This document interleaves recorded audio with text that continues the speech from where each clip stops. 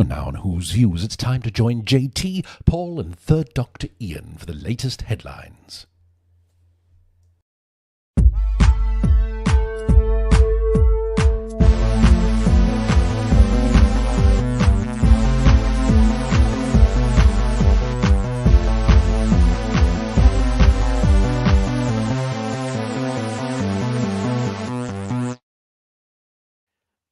Welcome back to Who's Views, everybody. Yes, it's your big show on Sunday, the 22nd of June, 2025. How are you all? Hope you are well. It's good to see you all here on Who's Views. Wow, what another amazing week it has been. I don't mean because of Doctor Who, because we all know what's going on with there, but because of everything else. We've had lots of sun, we've had lots of rain, we've had lots of wind here in the UK this week. I've got a little bit of a tan, quite frankly, over the weekend. That's what I mean, because we all know that Doctor Who is done and dusted now, don't we, for the time being? Yes, we do, but that's not going to stop us, because have you heard? Well, I'm sure you have.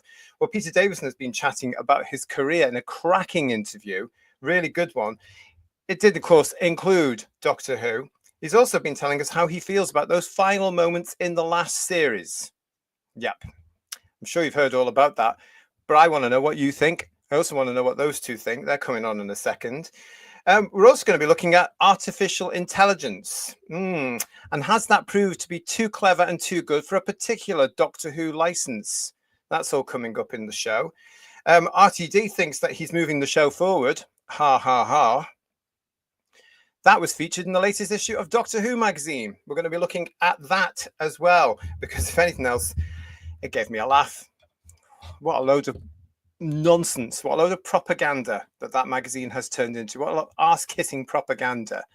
You know, it's awful. It's terrible. Don't waste your £7 on that a month, please. I implore you. Do what I do. Pick it up off the shelf and have a coffee and read it, and then take out the bits. There's nothing even of interest. Anyway, that's me started. You're very welcome. Glad to see you all. Come on into the chat.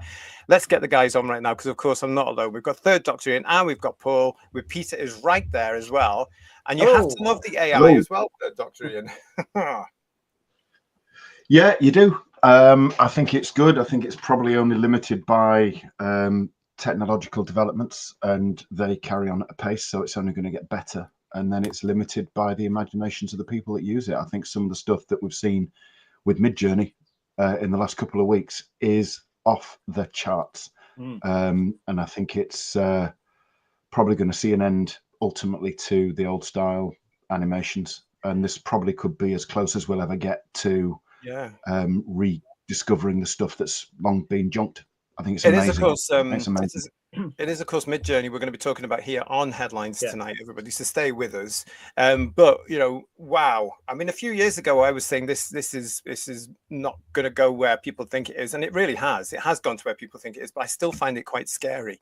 It's absolutely amazing, isn't it, Paul? But yeah, we're all going to come into that. We've got lots to get through this evening. First of all, as usual, I'd like to say a huge thank you to everybody that has been emailing and messaging us this week. Thanks to The Thing King, to Mark Greaves, to Tony Farrell's TARDIS, to Sean Cryer. Listen, Sean, get well soon. He's not well, everybody. So, Sean, get well soon. Get well soon. Yeah. To Gary Bryant, to John Sheridan, to Sheila Muck, to Problem Being, to Rodney Strickler, to Rory Stanage, to Leela Rocks. Welcome to Who's Views. To S. McLaughlin, to Alice Well Over the Rainbow. Yeah. Aren't we all, Dole? Aren't we all? Yeah, we all. Yeah. For you, Alice. Yeah. Digby Strawbridge, to Jerry Attrick, to Sandy Campbell, to Shannon Mills, to Graham Dawson, to Edward Bracken, to Talons of Wayne Chiang, to William Us Rex 6417. Thank you very much indeed. And everybody else that was getting in touch. I do actually also want to say at the top of the show, mentioning The Thing King there. Remember last week, guys, we were talking about this awful idea that BBC Studios have had for a Doctor Who pre-school show. It's not like the BBC to have awful ideas, surely. Yeah. Well, we covered it last week, and I did show some sort of Mr. Men style graphics of book covers, didn't I? Yeah. Well, actually, I said on the show, I didn't know who they were by. Well, they're actually by The Thing King, who got in touch with me after the show. Said, they're mine. And I've added the David Tennant one as well.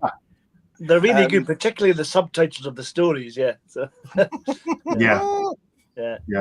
There they are. So thank you again, Superb. Thank you for that. They are brilliantly funny.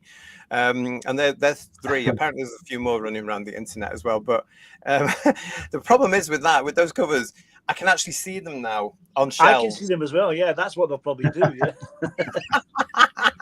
Hopefully, Thinking gets a job. That'd be good for him. Yeah. So, yeah. So, They'll probably just rip off his IP. yeah. You no know, I doubt. think Yeah. they've got a bit of form for that, haven't they? With Omega Seal and things like that, it would Yeah. appear. Oh, Allegedly. yes. Yeah. Well, we're going to be talking a bit more about that in this show as well. Rose Kirby is just saying to us, hello, happy National Chocolatier Eclair Day. I wish I'd known I bought one for the show. Yeah. Yeah, me too. I would have scoffed myself. I've cream up around my face and everything. Yeah. Yes. The first day was happening, I would have loved that. I would have loved that. Thank you to everybody that also got in touch about our Battlefield review that we did on Wednesday's show. It was great to get back to Doctor Who, wasn't it, guys? It was superb. Yeah, I thoroughly enjoyed it. Yeah. It was a lovely show. Was gutted to miss that. Curses to work. I had to miss that. But Bedweir in a Seventh Doctor outfit. Fantastic. Yeah, he was. Yeah, he did really well. I insist you wear that all Wait the till he time. puts his Sarah Jane costumes on. Looking forward to that. As well. Don't tempt him. But listen, yeah, thank you so much, everybody. I'm so glad that so many of you actually enjoyed getting back to proper Doctor Who like we did, albeit it was 40 years ago, Doctor Who. It doesn't matter, does it? But thank you. We're so pleased. But inspired by that, we've had this particular picture of the Destroyer from Stephen Braddock. Oh, that's lovely. Oh. Well done, Stephen. Superb. Isn't that great? Look at the shading on that. It's lovely. The detail's amazing. That is isn't it? fantastic. Really good. So thank you for that, Stephen. Staying with the artwork, we've also had this one, which Third Doctor Ian, I think you'll like. This is from Mark Jones. I love that. That's fantastic.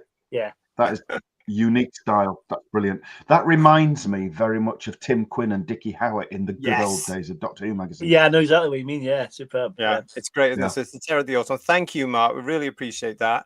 We've had this one for Adrian Haythorne, who's celebrating the fact we're going to be reviewing the Sea Devils later this week. Lovely. Good grief. Doctor Who. That'll be the one that he meets in the fort, I bet it is. Yeah, the one that gets hot. Yeah, it's quite sad. With the singed hand. Exactly. Yeah. That's why he's got that look on his face. Yeah. Take that look off your face. Oh, I can't say. And preempting one of our chats this evening, we've had this one from Michael Gorman. Oh, that's nice. Oh, that's good. Yeah. Thank you for this one, Michael. This one reminds me of those some of those Fifth Doctor Who monthly comic strips back in the day. I think Peter Davison might like it because they've actually got his likeness very well, I think. And the monthly had struggled with that for years, didn't they? Yeah. The books did as well, didn't they? I think it's one of the reasons they went to photographic covers because they couldn't quite get Davison's likeness. What was it? Yeah. How did Terence describe it? A bland open face or something? Yes. Open face. Whatever that was, we all went round for years saying, what's a bland open face? But yeah, you're right. They had to take the Davison's agent, and Davison himself, of course, would reject the artwork for the books. So they had to come up with different ideas. Hence why, for years, until the Blue Spine targets, we didn't get any Davison artwork. It was with him on it. The Fifth Doctor. Didn't they take hundreds of photographs of him as well to get his likeness? Yeah, we did. But they'll be lying around in a drawer somewhere. It will be, yeah. No, they'll be in the hands of private collectors by now. Any decent artist would have sold it all. Get rid of this. Sell it for thousands. But yes, thank you for that. Thank you very much, guys, for all your artwork. Really is great. It's great to see it when it comes through. If you want to get in touch with us, then you can do. The email address, of course, is whosviews1@gmail.com. It's all there for you. Whether you want to send me some artwork, if you just want to chat, if you want to send me some information, if you want to send me a possible news story, or if you just want to tell us how good we are. Yes, please. All that is very all of that is very, very needed. I've got a mystery for you all, actually, everybody, in the chat and for the panel here. As Toya said, if a myth though, because it is. Because this week, there was an announcement of some merchandise coming. I'm not talking about that crap from Character Options. No, who's interested in that? Who'd want to do a whole show about that, please? What a load of old crap it was. Honestly. No, I'm not talking about that overpriced bit of plastic. I'm talking about this. Now, this is the cover, as you can see, everybody, from the latest BBC Studios and Demon vinyl, the Moonbase, which is a stunning cover, and to which I got so excited when I saw this on Friday morning. Of course, I preempted and pre-ordered it. Now, this is supposed to be coming out on 2 blue vinyls. Okay, there it is there. Great cover, guys, eh? It looks absolutely gorgeous. That is stunning. Yeah, that's stunning. I'm When very you fond sent of the that through, Moonbase, I have to JT, say. I had to get changed. It was so exciting. Well, I loved it, and it did the trick for me immediately. I thought, yes, got to have that. Got to pop it in a frame. How many arms and legs is it to buy? Is it quite expensive? Well, I pre-ordered it for $29.99. Yes, $29.99. Everybody on the old Zon of Hammer. Yeah, I know where Wonder Woman comes from. Wow. However, it has since, over the last couple of days, mysteriously vanished. I went onto the old Zon of Hammer earlier today to make sure that my order was okay. The order isn't even there. It's disappeared. The money has not been taken from my bank account. And it says currently this title isn't available. So I'm concerned that it's either been mistakenly released and it's next year's vinyl release for Record Store Day, or they've got to republish it with another date. It was originally September with a bigger price. Possibly. The BBC suffer from severe publicity incontinence. They're always leaking things, aren't they? It's terrible. It's very Did you annoying. get an email confirming the order, though? No, I didn't. And I didn't look either because, I'm so used to using the Zon of Hammer, the home of Wonder Woman, that I don't look at those things straight away because I go off and have my day, or whatever I'm doing. Because I trust it. Maybe I'm a fool.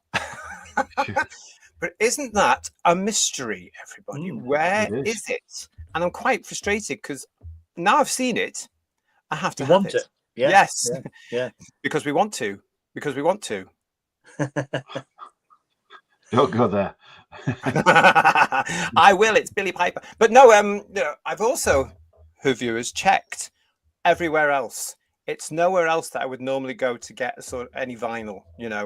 I even went to Demon, and it's not on their platform. So stay with us.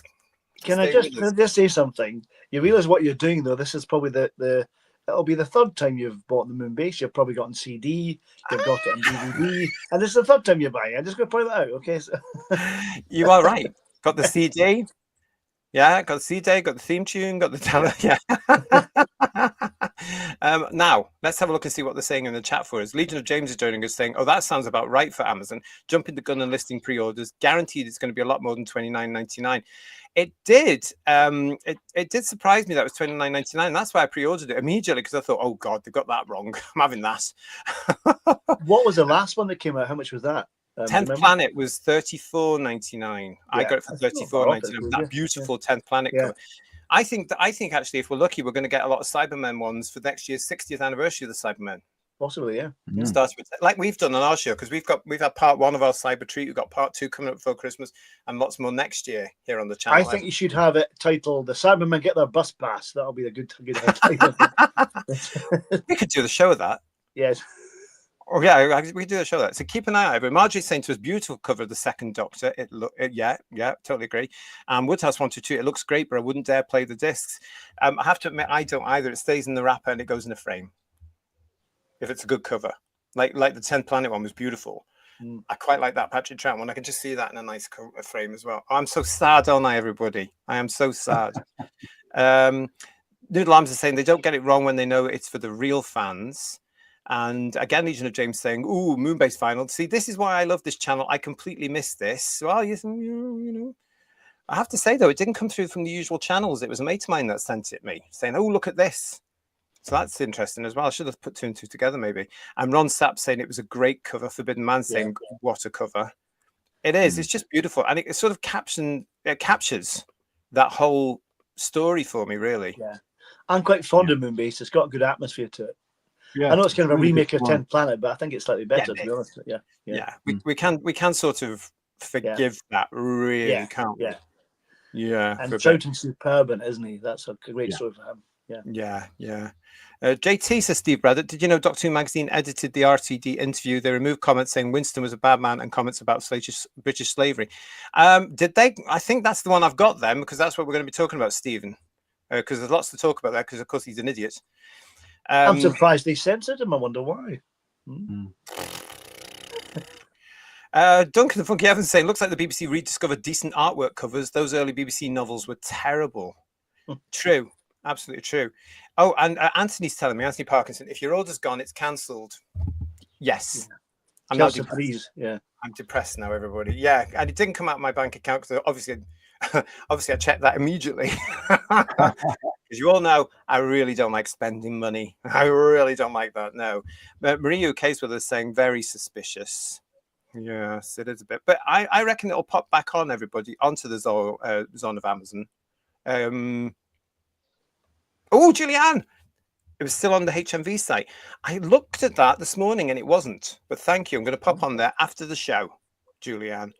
But there's another vinyl on the way. Could we do it live on air, GT? Would do a live reaction to it on the HMV? Let's do it now. Get me my cards. No. Right. So thanks for that. I will look at that after the show. Goodness me. Sliver Wolf is saying, is anyone ever double JT? If anyone ever doubted JT being a fan of Doctor Who, that's proper fan behavior, buying it just because. It's sad, isn't it? Yeah.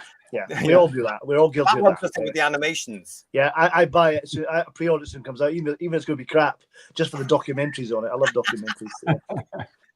Yeah. And there's our John saying, according to the post on X, the moon base was out on the 19th of September. Yes, that's right. That's why I thought, oh, I'm so excited. So yes, I'm excited about that, but I will find it again. Good to see you all. Thanks for joining us. Hi, Hayden 2012. How are you? He's just joined us as well. Nice to see you all, everybody. And yes, Rose was asking, is there a story called The Moon Base? And Cody was answering her there saying, yes, it is. It's a Troughton story. There it goes. You might not be able to see Troughton in the middle of the picture there, Rose, but this is a great illustration. Very Doctor Who-y. That is the Earth behind Troughton. Troughton's face there from a picture from actually the Three Doctors. The TARDIS on the moon. One. Yeah. The TARDIS on the moon with the actual correct Cybermen around it. 2 blue discs. So it's on the way, everybody. If you're collecting the vinyl, and I know a lot of you are, and I'm late to the party now. I wonder if they'll do Revenge of the Cybermen and put the wrong Cybermen on that one again. Well, they did on the Moon-based novelization, didn't they? They put the invasion with invasion on it. Yeah, that the Tomb of Cybermen just drive me crazy. That they had the invasion head. Yeah. That Moon-based disc though is wearing the spacesuit helmet as well, isn't he? Because you can see the oxygen tube coming out the side. Yeah. It's really attention to detail is amazing. Oh, bless you all for looking us up for me. Paul's auto adding in there. Look, $31.99 on HMV. Well, thank you. I'm going to get that immediately after this show. So anyway, from us, good night, everybody. Goodbye. You're getting very distracted, aren't you? And the show's like, I'm like, get through the show. Hey, if my sister's watching, will you get on it for me now before this lot do? Get me a copy of it. Thank you very much. They're sold out, yes. Love you, JT, says Toon Army, but I have to say Paul is the darling of this channel. But oh, thank you very much. That's very nice you say so. Yeah, thanks. Yeah. Newcastle supporters are a little bit funny, JT. I wouldn't take it too personally. Yeah, really okay. Yeah. There's no credit for taste. That's all we say. Yes. Thank you, Marine Boy 1966. And Hayden 2012 is saying to us, Troughton was a superb actor. Loved him in Box of Delights. If I may digress, you can digress all you like on this show because we all do. If you didn't see our Christmas special of the Box of Delights from the Christmas just gone, what was that? 2024. Go and watch it. Not now, but after this show because it's on there. It's on the reviews or specials, wherever I put it. It's on one of the playlists. And we did a one where we just showed how great the Box of Delights was and how Patrick Troughton was just an absolute bloody good actor. And if you're a new actor today, that's the sort of person you need to become. Yeah. That's all I'm saying. It's called character acting. Everybody. Had you heard, actually, I don't know if we're going to talk about it at some point, but they've discovered an interview with Patrick Troughton, Fraser Hines Wedding Padbury, that was actually recorded on the radio. I think about 3 days before Troughton died, and they discovered this recently. No, I hadn't heard this. Yeah. Really? What was this for the BBC? I think it was a local radio station, so it would have been the BBC, whatever, rather than London. I think, as far as I'm aware. Yeah. Oh, that'd be interesting to try and hunt down and listen to them, wouldn't it? Oh, bless them. Anybody outside the UK, let's just explain what this goes on. Our radio. Our radio networks are just as complicated as our television. When you pay a television license or a BBC TV license, you're also paying for BBC Radio. Now, there are several major network national radio channels. However, there are also subdivisions, which tend to be your local regional networks plus Radio Scotland. So you've got all that going on. So it's all very different, and they're all independent of each other. So they link up for the news, I think, occasionally, don't they? Yeah. And that's it. It's very complicated. So it means that if something is for BBC Radio Southeast, in those days, you wouldn't have known about it. I think that's how they found the Hartnell interview, wasn't that? It was like BBC South or something on the TV version. Yeah, I think you're right. The same kind of idea. It was all regionalised, isn't it? That kind of thing. Yeah. So, yeah. That was the brilliant things until they started putting those several doctors I don't like on the covers of Doctor Who at the BBC, because it collated them all. Yeah. All these little things, most of which I'd heard if it was on national radio, but all the little ones from the independents, which I hadn't heard from back in the day, very interesting. You know? Some of those are wonderful. There's one from the 70s talking to kids in the 70s about John Pertwee, and this little girl says, I don't really manage his adventures. He wears this velvet jacket, and I don't know, it doesn't get dirty, you know. She's what she said about velvet jacket and everything else. It's wonderful. Yeah, I used to love those at the BBC. I've got them all up here, and I used to love them too. Really good. And they started putting Jodie Whittaker and Shooty Gatwa on the covers. And the other woman whose name I can never remember. Anyway, Jewel Martin. Well, Thank you. That's it. I'm gonna have to write that down because I can never remember. Hello to the Coffee Master. Oh, I love a bit of coffee. Thank you so much. I really like Bog Finish when they were the last bastion of the classic series, but they started to incorporate more elements of New Who into their range and more of the attitude to go with it. Well, we're going to be discussing Bog Finish very soon in this show. Not one of my favorite people for many years now, for lots of reasons. And over this weekend, they've just added to it. Phil Roy, you're in the chat. Nice to see you. Hope everything is okay. We're going to be talking about that in this particular show. He's wrapped, hasn't he? He's wrapped, I believe. Yes. Technical term here. Yes. And I don't mean present. So. Oh, don't you? Maybe it is present. Potentially, as I suppose. Yeah. For us, it will be. Yeah. Here's another one from Steve. JT, is it true character options are bringing out the Revenge of the Cybermen set later this year? This is a rumor I have heard as well. Maybe a few months ago, I was saying that the history of the Dalek range has sort of run its course for me personally, and I wasn't going to bother with any of the new ones. Yeah. Well, it looks as if character options may have clicked, because it looks like there's going to be a history of the Cybermen sets coming out for B&M at the end of the year. But it is just a rumor, and nothing is being confirmed. But I think it would be brilliant if they did, because I think it would be another seller for them. Yeah. Especially if there's three Cybermen. When they did it before, when it came out, did they have like 3 Cybermen, including the Cyber Leader and a Cybermat? Did they bring that out? I don't have that one. You see that? In the Revenge of the Cybermen collector set, it's 2 Cybermen, 1 Cyber Leader, and the Cybermat on the Cybermat. Yeah. I always think that Cybermat looks like it's wearing flares. You know what I mean? It's kind of flary kind of Cybermat. Yeah. But they're beautiful. Yeah. You know, in action figure mode, they're beautiful. Yeah. So I think they're a lovely set. I'm looking at them now. They're absolutely gorgeous. Cyber Leader. Hang on. Let me just hang on, Ian. Let me just zoom in on you. You need to put his hands on his hips, Ian, to make him look proper. You know. So. Look at that, isn't it gorgeous? I need JT doing that. All right, dear. And he was very Irish, wasn't he? Cybermat. Yeah. What's the Cybermat? Cybermat. Yeah. Fantastic. That's really nice. Yeah. So if they re-release those, that would be fantastic. Yeah, definitely. Yeah, absolutely fantastic. But they're very detailed. Very good. Well, stay tuned, because when there's something decent from character options, unlike the one they've just put out, we'll talk about it. Had that one, because I did a couple of emails from people saying, "Are you not going to talk about it?" No. Has it had the Tom Baker Doctor in it? And not the David Tennant Mark II. What's the 14th Doctor? We would have done if it had been a proper Star Beast set. Yeah. But no, it didn't interest in. It wouldn't surprise me if they re-released that to recycle the Meep, wouldn't you? I would, wouldn't you? Yeah. Wouldn't you? I would. Yeah. I would.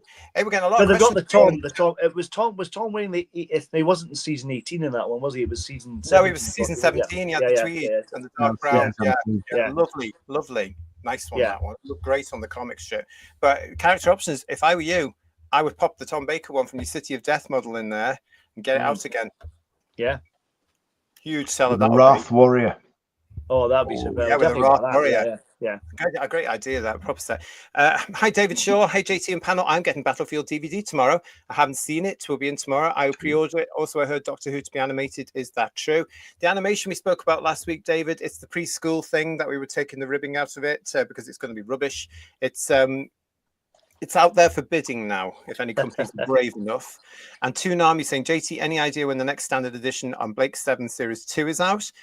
Blake 7 Series 2, I believe, is going to be October. We should be hearing about that very, very soon with the full details on the box set. And the next standard edition, I've no idea, and I cannot find out. I was expecting, wasn't I, guys? I was expecting some sort of announcement right now, and nothing's happened. In fact, the other day, I thought, oh, it's the character options I've been told about. But I've still got my fingers crossed. Toonami. Maybe it'll be July because that, maybe early July. Never know. Maybe. Lots of you in the chat with us tonight. Thank you very much for joining us. Let's get onto this, and let's all come together now to say congratulations to the new series of Doctor Who, which has been nominated for an Emmy for Outstanding Drama Series, as you may have seen. Everybody, look at this. This is from Andy Pryor Casting. Who said the show takes an extraordinary amount of dedication from every single person that works there, as long as you agree with their philosophies, agendas, and ideologies. I added that. It's a joyous, difficult, big old bear, not bungle, made with passion, and I love it so, which Russell Davis liked with a little heart there. For your Emmy consideration, though, look at that. Outstanding Drama Series. So basically what they're doing here right now, guys, is to try and get Doctor Who noticed by the Emmy Award group. And what's the likelihood? Hopefully not, because it's not outstanding drama at all. Isn't that they're putting the wrong information on the product, because that's lying to your audience. Surely it's not outstanding drama at all. You know why they've done it, though, don't you? Yeah. If they do any research, they'll find that out, though, won't they? And they'll realise that it was absolute. I feel sorry for the poor buggers who have to watch it again than just to judge it. They should just watch our review. In fact, shall we tag something? Shall we tag something to the Emmys with one of our reviews? And, we should, shouldn't we? Yeah, we should do that. They're trying to get an Emmy so they can get another streaming partner, aren't they? That's the thing, isn't it? That's exactly it, Paul. That's what I think. They are desperate now. If they got an Emmy nomination, it would heighten the profile of them, as they are out there right now trying to have meetings with people to become a partner. And I still don't know why they're bothering. It's just driving me crazy, because everybody's talking about Disney. Who cares? They've gone. Move on. Everyone's talking about RCD. Anyone else getting fed up talking about that plonker? Yeah. Anyone? Really? Yeah. I'm sick and tired. He gets too much attention, doesn't he? That's the thing. So. Well, and he loves this as well. It's like a scab that won't heal over, isn't he? Yeah. Well, if you keep picking it, that's what happens. So. Yeah. Yeah. It's just that kind of irritation, and you just want him gone. Yeah, and at the moment, of course, he has. Although we do know the BBC studios are still attaching him to any major project, which, as we covered last week, is a problem for some of the streamers, because they don't necessarily want him and his ideas, which is fair enough. But I'm still saying, hang on a second. Why are you bothering, BBC? Do it yourself. You're missing an opportunity. All they think about is the money. Yeah. But they must realise, though, if they're trying to get various streamers and they keep saying X, Y, and Z, we don't want this, we don't want that, we don't want him, whatever, they must give in at some point and say, Russell, it's not going to work with you, we have to go with someone else. That would make more sense in business. But it's the BBC we're talking about. Well, yeah, BBC Studios who are just and we, as we've said before many times, the entertainment industry is so ideologically captured right now to the far left on all sorts of things. They can't see the wood for the trees now. But that's what it's all about, everybody. So that is nonsense. Just trying to do it. A lot of you in the chat are loving this. Steve Eugenie Frith will say maybe Crying will get them a nomination. Sliver Wolf saying send them the reviews. That sounds good. He should get an Oscar for that, surely, for the Crying. Really, that's how good it was. I never an Emmy. Yeah. Lee Smith is saying Emmy who?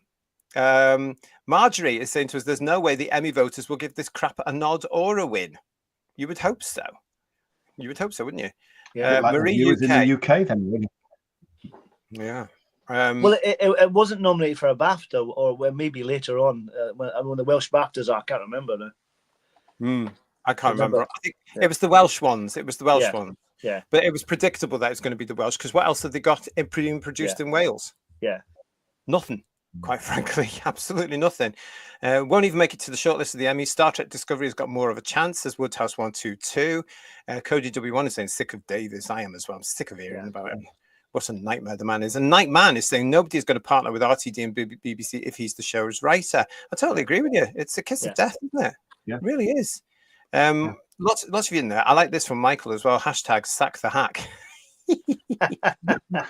Ooh, I like that very much.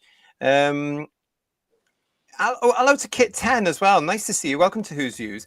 Listening to you guys chat in an extremely passionate and nerdy way about Doctor Who is so lovely to hear.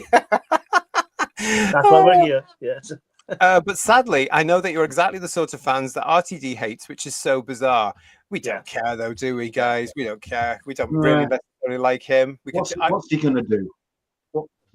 What's he going to do, really? Well, I have to say, there was no representation of us in the episode with the fans in it. You know, there was not any bald guys in it at all. You know, I was disappointed. Thanks, Kit 10. Nice to see you. And LSG, nice to see you as well. It all went downhill when they started selling the Dalek plugs for adults. So thank God he said that. Oh, God. Stony ground. I don't understand why they made them so painful.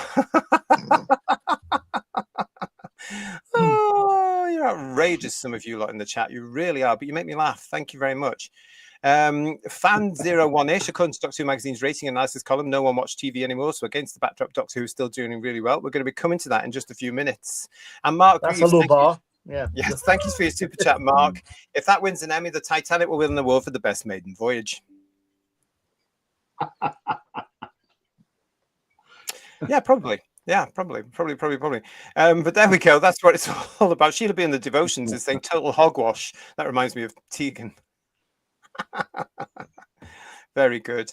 And Philip Roy is saying to us, don't forget, Shooty won a BAFTA, so by that madness, it's possible that Doctor Who could win one. He never even turned up to receive it, though. It's like, there's his BAFTA, I'll give it to him later. It's like that, yeah. And then, strangely, it was on eBay a couple of hours later. That wouldn't surprise me, yeah. Did they have to pay someone to take it away? I'd imagine, yeah. Yeah. Let's crack on then. So, yeah, they are putting it out there. I'll show you again, everybody. There it is there. For your Emmy consideration for Outstanding Drama Series, Doctor Who.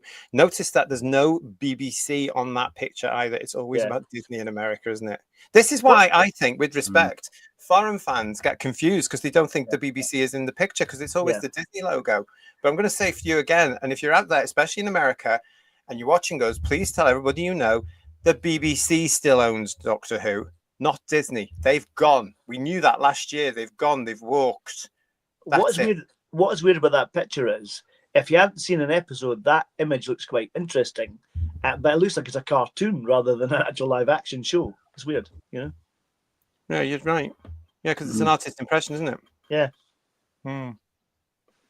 Yep, you're right. But the madness continues with all this as they are desperately trying to thrash around to promote Doctor Who and say everything's all right, nothing to see here, everything's under control. They are so funny, aren't they, everybody? And I can hear the nervous laughs everywhere within the BBC. Bad wolf now. Doctor Who magazine as well, and they should be worried. Really, because nobody's buying the thing for Igles. It's far too expensive now, isn't it? But my God, talk about kissing the arse. I looked at this new latest edition. DWM could be it could be 50p an issue, JT, and I don't think anybody would be buying it, to be quite honest. Why it's just a propaganda rag written by and a it's bunch too of shiny RTD what I'd use it for, to be honest, as well. So yeah. Well, I don't know why anybody really wants to stick with this. Well, I do, because it's fans. And anything with Doctor Who on the label, because some fans are so wrapped up in this and they haven't woken up yet to the fact that you can switch it off. You can go back to any era you want. If you are genuinely interested in the current crap that they're rolling out, well, good for you. But the majority of us aren't. And the audience that's there for this isn't sustainable. So I would think anybody who is desperately more interested in Doctor Who prior to Chibnall coming in I think you're wasting your time buying Doctor Who magazine, because the further away you're going to get from it, the further you're not going to get anything from it. The interesting thing about it is I've seen other commentators. I know there's a few on the web, but saying that even people who've liked it are hating it now, which is quite surprising. I'm quite surprised and relieved that they've seen that they're sane now and they're not insane, But, Thank you. Yeah, thank you, Digby, for your super chat. If awards are handed out for approved pieces of art, the awards become meaningless. Well, aren't they already though, Digby? Yeah. I'm sure they are. Yeah. I mean, what was that stupid film I went to see and was thoroughly bored because it didn't know what it was? Something, the Banshee of I can't remember what it was, but it was this piece of crap.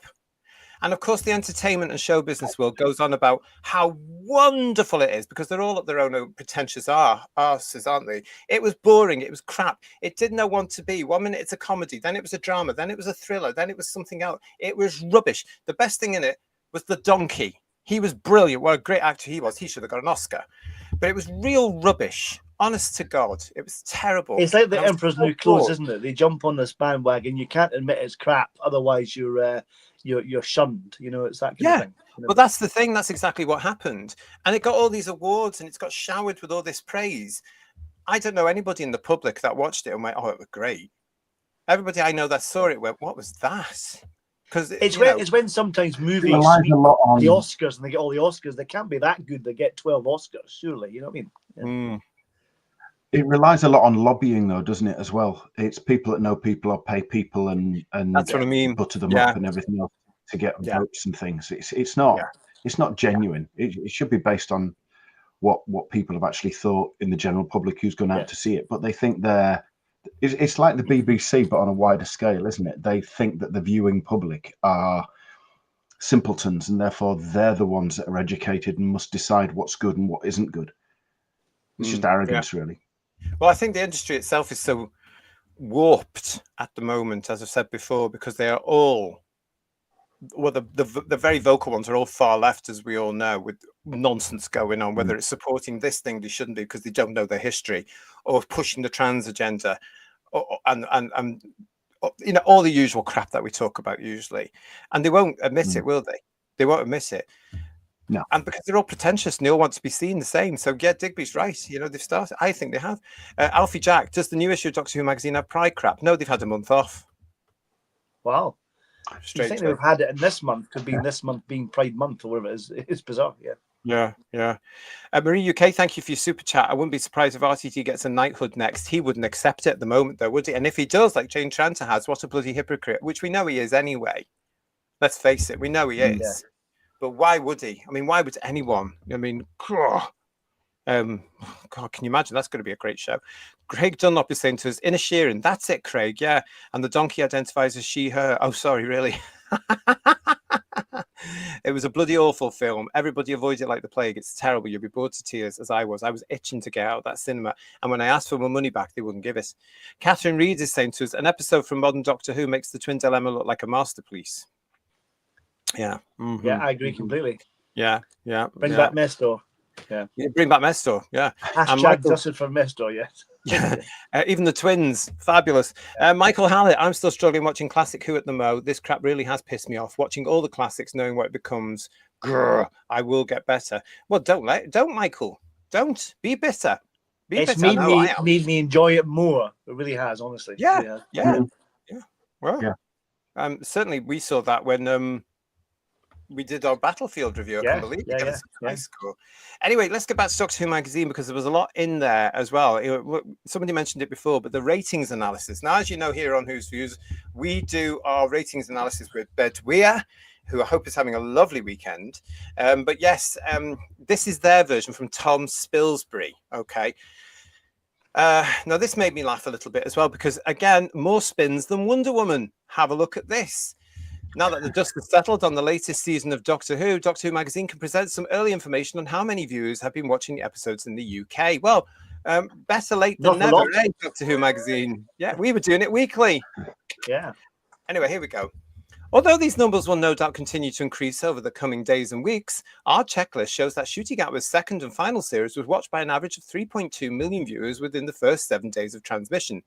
Although the first and last episodes both achieved higher ratings than this average, the best performing episode of the run was actually the Interstellar Song Contest with 3.75 million. It's notable that this particular episode benefited from being sandwiched between two huge live events on BBC One in the form of the FA Cup final and the 2025 Eurovision Song Contest, proving that scheduling still has an important role to play in the streaming age. At the other end of the scale, 3 of the 8 episodes sadly fell under the 3 million mark, which is the first time this has happened for Doctor Who. At least they're saying it. However, while these figures may, on the face of it, look a bit disappointing, representing a 15% drop from the 2024 series, with no episode breaking the 4 million mark in 7-day numbers, it's important that we acknowledge the other surrounding factors.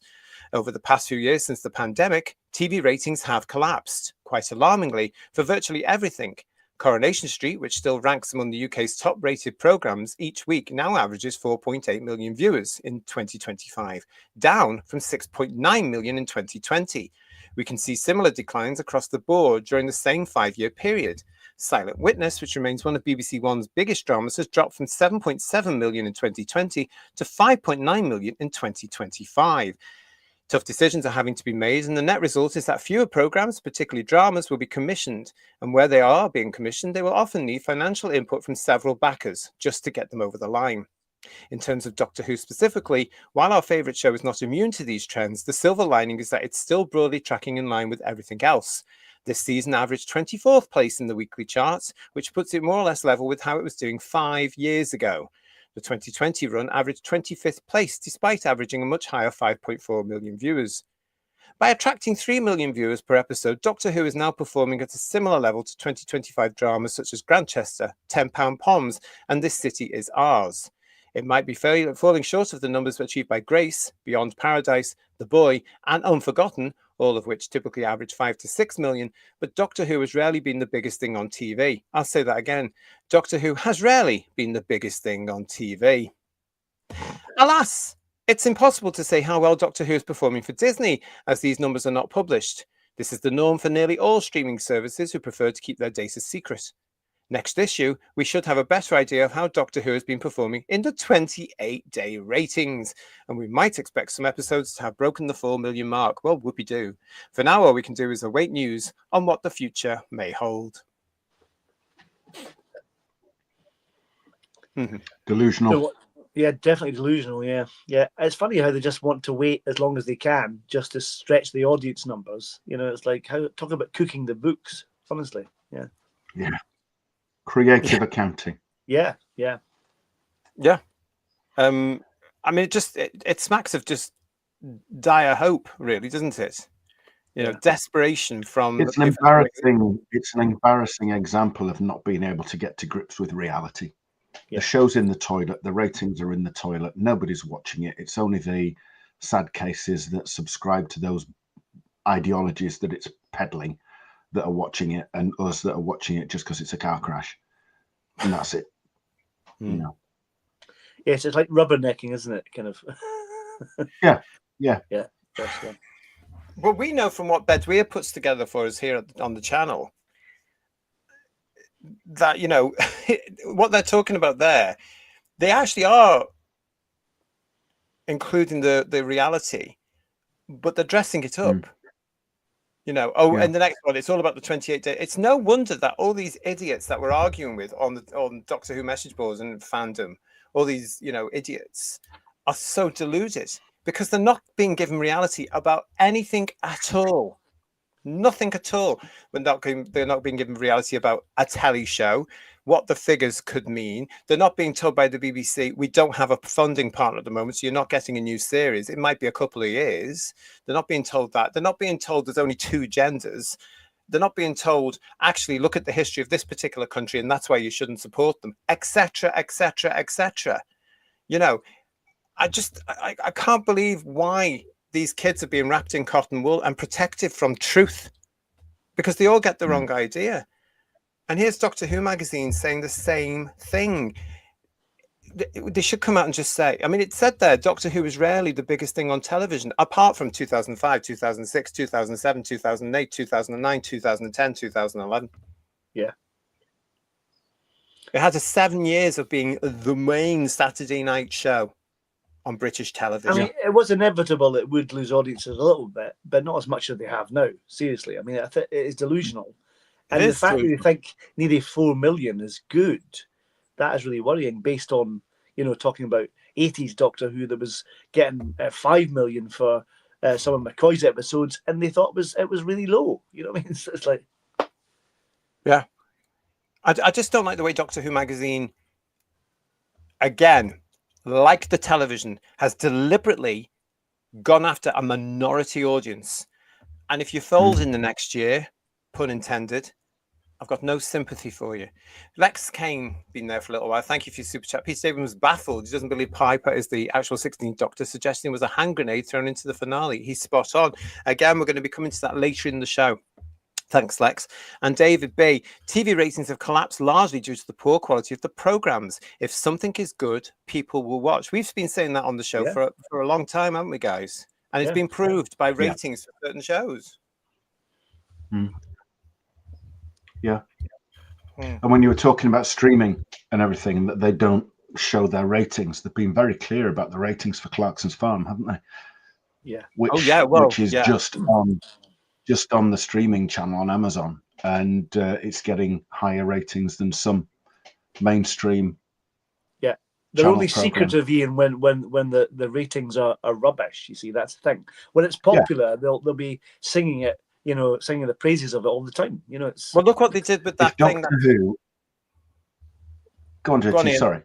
Oh, well, I was going to say, look at that thing that Starmer was going on about. I can't remember what that was, but that big drive, they were going on about. Look at the ratings we've had for this. Look at our views right now for this. This is massive.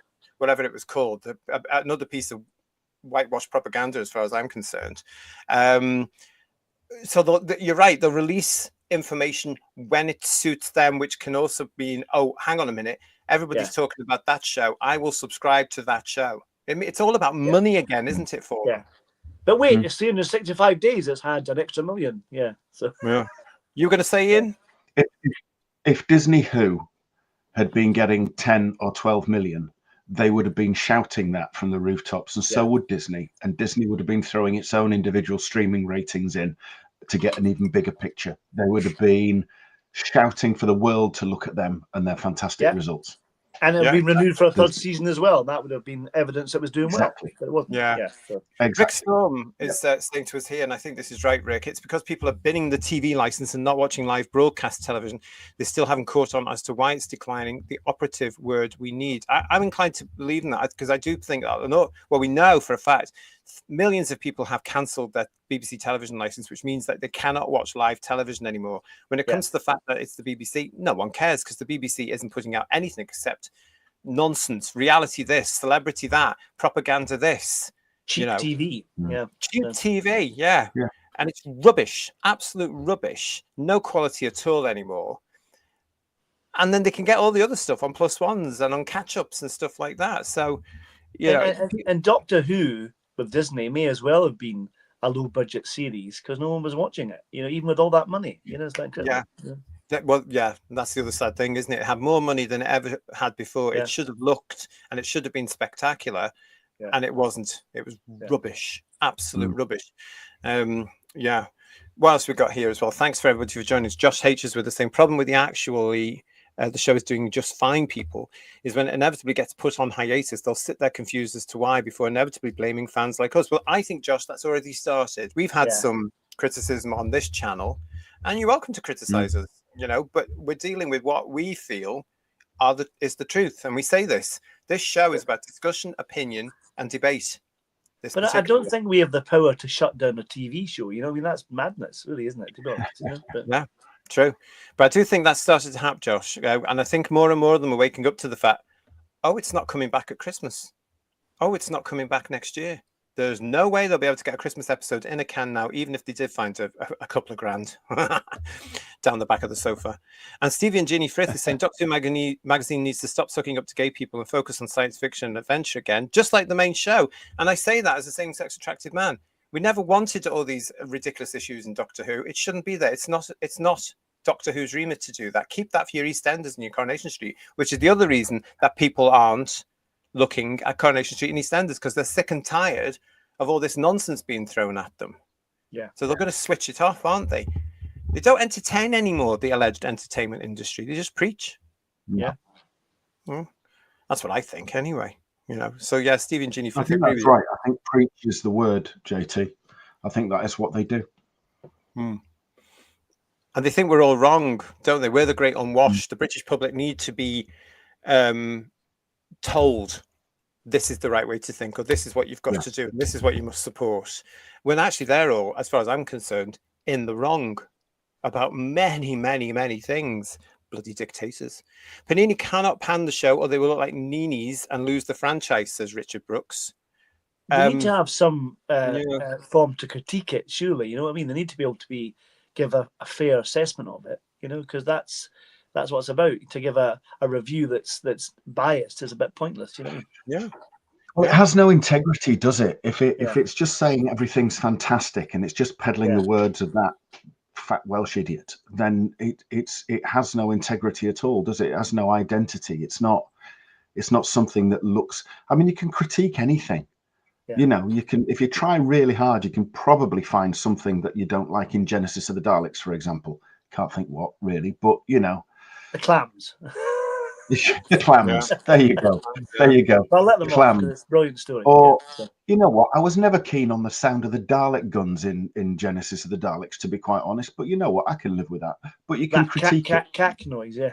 It's really weird, isn't it? But aside from that, but the fact that they can't say anything negative about RTD Who at all is just. It just stinks, doesn't it? And they don't deserve to have a platform if they can't use it. It came in with Moffat. Yeah. I noticed when the letters page became all kissy. Oh, isn't everything brilliant? And I'm thinking, well, no, it's not. No, it's not. Have you seen some of these scripts? No, it's not. And nothing was ever there. But then when they started taking in the Doctor Who Adventures fan mail and started putting in kids' drawings and stuff, I thought, this isn't for me. I don't want this. It still amazes me though when they did for the 60th to avoid any kind of adverse publicity.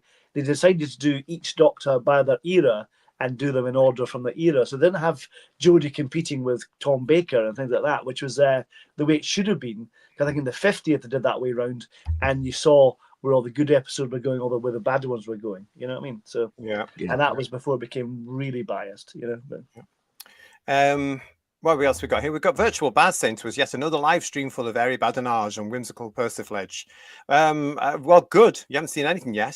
Was that what season? I forgot his name from the Carry On Regardless. I got the actor's name there. Stanley Unwin. That's the one. Yeah. That's it. Oh, bless him. Yeah. And X-Man 577 saying 7 wasted years of Doctor Who doing nothing but pushing the woke agenda. What a waste. Well, it's a case of like just ignoring it, isn't it? Because as far as I'm concerned, Doctor Who hasn't been on for a long, long time. I would say Peter Capaldi was the last Doctor Who, in my opinion, but not according to, of course, Doctor Who magazine, everybody that works in it, and BBC Studios, Bad Wolf, and Russell T Davies. This, as you will be aware now, with his last production notes in Doctor Who magazine. There has been some traction around this. Now, I read this aware of what he says at the end, where he basically signs off guys from the magazine again. And I was reading this, being aware of this, and I was having my coffee, and I have to say, what a load of old crap he was writing, as usual. It was a column filler, page filler. It was just waffle. But the thing that everybody has gone on about is this particular book. We don't know what's happening yet, and while everyone works that out, I'll take a pause on this page. Thanks for reading. And thanks to Doctor Who magazine, a delight to work with you on this wonderful magazine. Hopefully we'll have news soon. And certainly the war between the land and the sea is about to break out. So there are great things ahead. Until then, it's been an absolute joy. Which, of course, is echoing the last line he gave to Ncuti Gatwa's Doctor. Oh, Yeah. pun, pun, pun, ha, ha, ha. Isn't that funny? So, But is the war between land and the sea imminent? That's what it sounds like. It's coming it soon. must be, mustn't it? It must be. Yeah. I mean, I was originally told August, wasn't I? Right, right. August Yeah. into September. So it must be around about that. So Doctor Who magazine must know, because they're so far in advance, they must actually have the issues Yeah. being collated now if it is. But, you know, who cares? Who cares about the fish people thing? But so as that's him gone, I hope the door hits him on the way out. Yeah. So. Well, that's it. He was waffling Yeah. on his page. If you haven't seen it, everybody, about a load of rubbish. He was waffling on about the stories he put together over the last series of Doctor Who. I mean, it was so uninspiring and so dull. I find it very difficult to talk about. He said he changed the title of 73 Yards from his original title, which was Welsh. He mentioned Rogue again. He goes on about the original version of the 2-part ending for last year's season. He also mentions that he had this idea of the Doctor literally climbing the glass walls of a skyscraper, all leading to a big climax. And then he goes on to say ideas grow and develop and change, not to mention the fact that the 11th Doctor once rode a motorbike up a skyscraper, the big show off. So my raid seemed a bit cumbersome. Yeah, repeating ideas, you know, because that was 2012 Doctor Who doing there. And it was just all silly. And he was basically all just filling in this page. Waffle, waffle, waffle, waffle. And then he does go on, as some of things like the Radio Times and some of the online newspapers picked up. No, it's not the end. Don't be mad. Doctor Who will never end. There are pathways leading to potential futures. We've also got the mystery of that bright and burning ending. Oh, hello.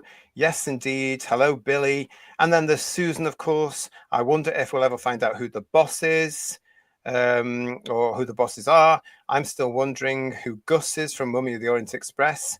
See, he's waffling, isn't he? And I saw a great theory, Ray made me laugh. Who the boss is? I'll be Susan because her surname's Foreman. Yeah, that's great. Yeah, that's so tenuous. It could probably be true. Yeah. I wish you hadn't said that, Paul. Sorry, mate. It's just all tiresome. Everything in that page is tiresome, and yet people have been speaking about it all week because of that final thing he said there. He's signing off. Well, of course he's signing off. It's common sense he's going to sign off. He would have signed off a month or so ago, or ages ago, for this particular edition, because he's now moved on to his TQ cult drama for Channel 4. That's where he's working. Apparently, they are filming now. It's in production now for next year on Channel 4. So, of course, he's going to sign off, because he's not going to want to waffle about a series that's not in production for a magazine, is he? No. It's just tiring, everybody. And so indeed was this edition of Doctor Who magazine, because as part of their big, oh, look at us, it turns out they didn't know about the ending of the, what was it called? The last episode. I can't remember what that was called now. Reality War. Thank you. So awful. I've dismissed it from my memory. But they didn't know about that. So they were sitting down, just like everybody else was doing. I say everybody else, just like the 5 or 6 of us that were, and the people that were in the cinema, the real families. The other 5 and 6, yeah. They were sitting down at the same time to watch it, and they were flabbergasted by the ending as well. It took them completely by surprise, because they hadn't been told what was going to be in that episode. Part of the article where they're going on about, oh my God, wasn't it brilliant? Isn't it wonderful? Isn't it fantastic? And what an ending. Oh, Billy's back, blah, blah, blah. Oh, God, I'm bored with them. Was this. Look at this particular one. Let's take the surprise return of the wonderful Steph de Wally as our favourite hospitality professional, Anita Ben, as a perfect example. In normal times, we would make sure to dust off the trumpets and cymbals and have a blast celebrating a return visit to the halls of the Time Hotel. Remember back when Joy to the World aired last Christmas? Steph's performance was a real fan favourite with the viewing public. Delusional. And when she stepped through the doorway to pull the Doctor off the balcony of doom in the opening minutes of the Reality War, there were collective cheers in homes and cinemas across the nation and indeed across the globe. Did you hear Not it? my house, there wasn't it? What are they talking about? The only good thing about that was she opened the door and you saw the Dalek going past and you watched Day of the Daleks. I was hoping they keep Day of the Daleks on. I'd rather watch that. You know what I mean? Yeah, that No, would have but been they much could do better. something to Yeah, it. yeah, so, yeah. Yeah, they'd alter it, Ian. They'd alter it somehow. And, somehow they make the I third would have Doctor. had to march on Wales if they'd done that. If they'd soiled some yeah. of Pertwee's legacy, I would have had to take up I have arms. to say, the look on Pertwee's face said it all, though, didn't it? Let's be honest. It did. That pained look He'd on his face. obviously read the script, hadn't he? He had, yeah. He knew it was coming. Yeah. Well, I just thought I just thought this is propaganda, and this is what this Doctor Who magazine is now. Everybody, in my eyes, it's a glossy piece of BBC studio propaganda because it's all signed off by the blooming production office, as we know, and has been for many years now. In fact, I think John started that one. Nathan Turner started that, didn't he, with the monthly by saying, "Can I have a quick look at what you're printing, please?" And it seems to have gone the same way this time round. So it's again because you're saying in the chat, probably because they're frightened of losing the license. Let them. Because it's awful, and the fact that these people are not balanced in any way, shape, or form. This editorial team, it's ridiculous, But it carried on with its propaganda. Look at this. Then, of course, we have the return of a nightmarish version of Omega. You can't help but wonder what other horrors lurk in the depths of the Underverse. Will they break out into this world one day? If the Doctor isn't around, who will hold them at bay? Well, if there are other characters down there, they won't resemble the originals, will they? Let's be honest. Well, no. Yeah. What's that trying to do? What is that trying to do? Hayden 2012 is saying to us, it's lazy writing. If in doubt, turn a character into a big white swirly thing. He did. That's twice he's done that now, and he only had 2 series because he did it with Sutek. Yeah. Didn't he? And let us down on that one and destroy the character. I'm going to say it again for everybody watching now. Had Bob Baker been around, that would not have been allowed. He would have said no. There was no way Omega would have been allowed in that crap without Bob's involvement because it was his and Dave's character.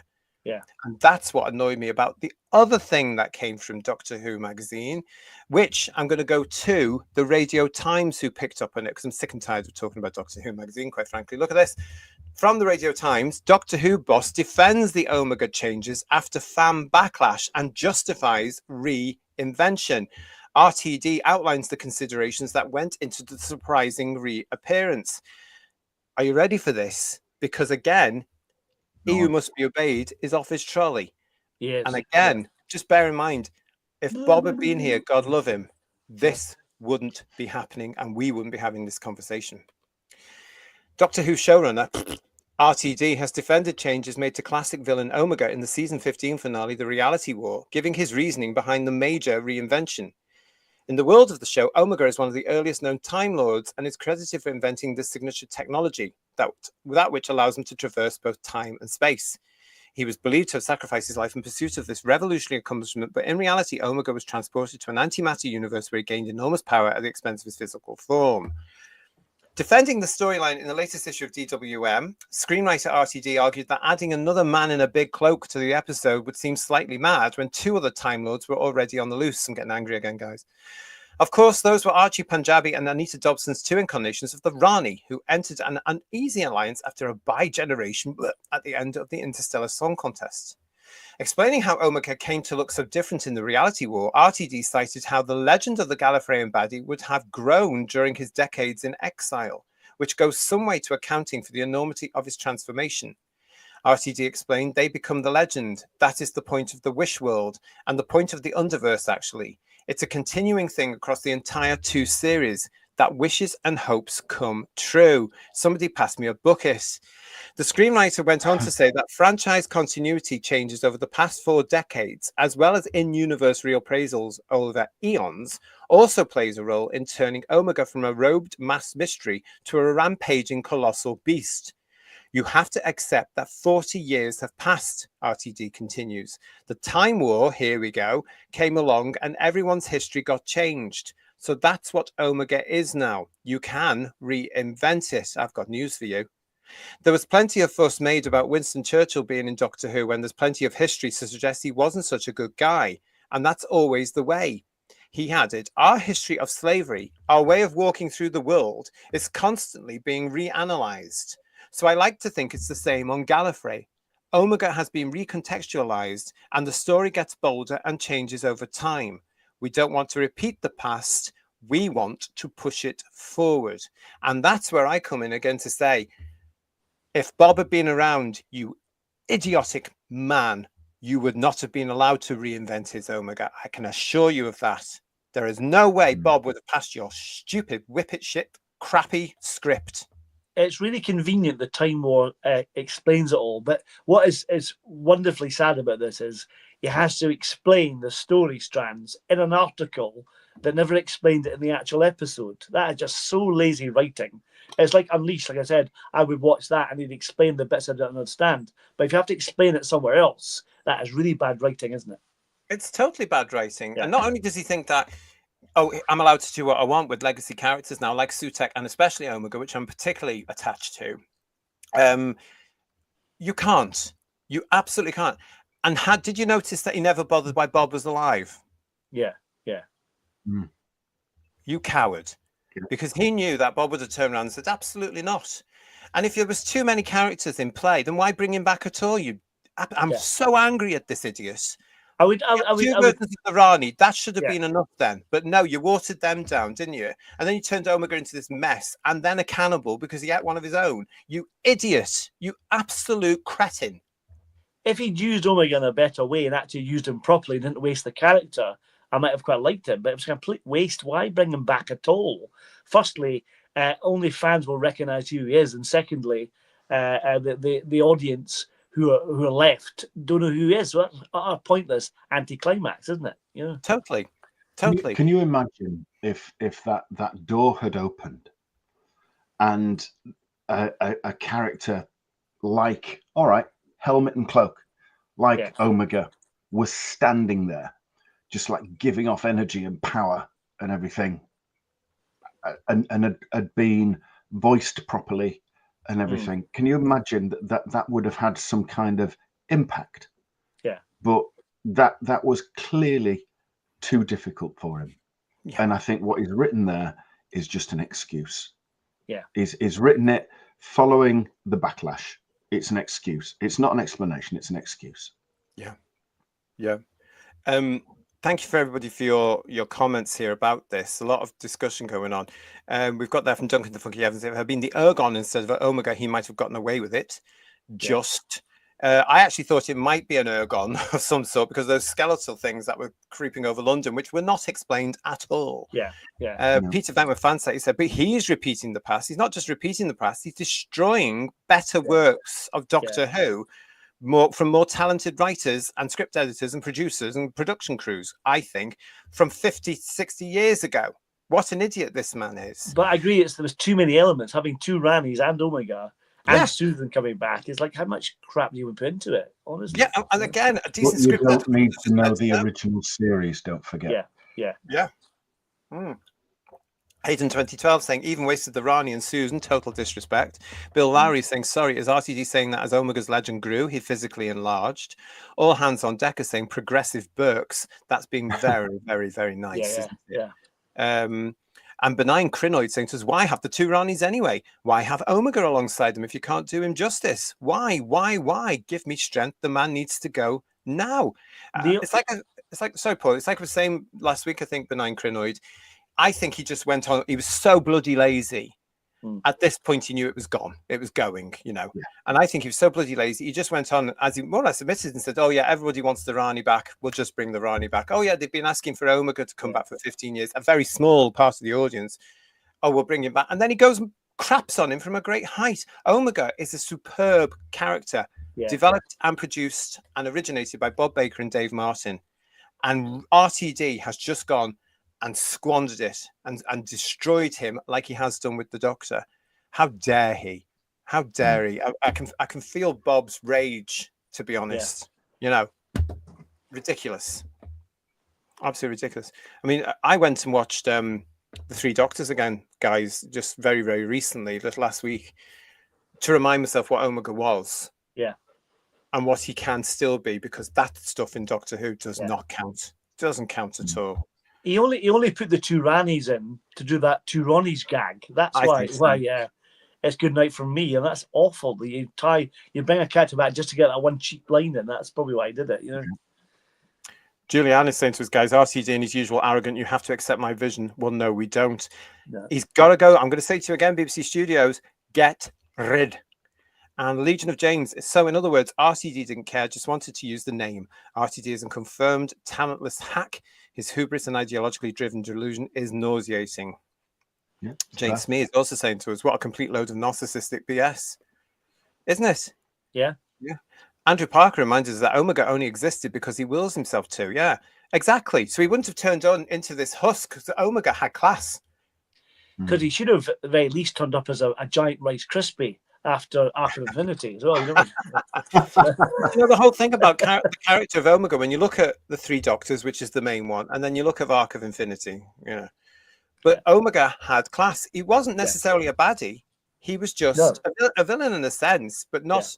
But to him, just in the Three Doctors, it's quite a sad and tragic story. It's really well performed. But when I know that Stephen Thorne's quite shouty at times, but some of the agonising bits he does are really, really moving. You know, really good. You know, so yeah. Well, he's been on his own for millennia, millions of years, really. I don't know, because if you go to Trial of a Time Lord, I mean, you've got to assume that the Time Lords, when they got time travel, that's when they get absolute power that Colin Baker refers to in the courtroom. And he says 10 million years of absolute power. That's what it takes to be really corrupt when he's having a go. So you've got to assume from that point, it's been 10 million years since the Time Lords got time travel, in which case Omega had been locked in the antimatter universe on his Todd, apart from some wobbly jellies as company, for 10 million years. That would send anybody insane, wouldn't it? Yeah. But it was a really, really sad story. Yeah. And the Doctor described him as one of his heroes. You know, hardly an evil villain. Exactly. Yeah. Which again, RTD, because he's a hack, can't remember. Farsight is saying to us, hello everyone. Well, hello to you. If Winston hadn't been around, an awful lot of us wouldn't be here, RTD included. I can't stand what they say these days about Winston Churchill. They've got so many deluded idiots going around right now, most of whom have been on the streets of London and other places, Glasgow, Edinburgh this weekend. Absolutely. Round them up, put them in a field and arrest them all, I would say. But yes, unbelievable, because they're judging from their far left progressive virtue signaling, knee bending eyes, as far as I'm concerned. Winston Churchill saved Europe. Fact. He was a man of his time. Fact. And a lot of what some of his successors said, and I'm going to mention Enoch Powell here, has come to pass. Yeah. And I don't care if you're on the far left and you don't like me saying that. It's true. I've got eyes. I look around me. Can't believe it. And here's Russell T Davies saying this about him.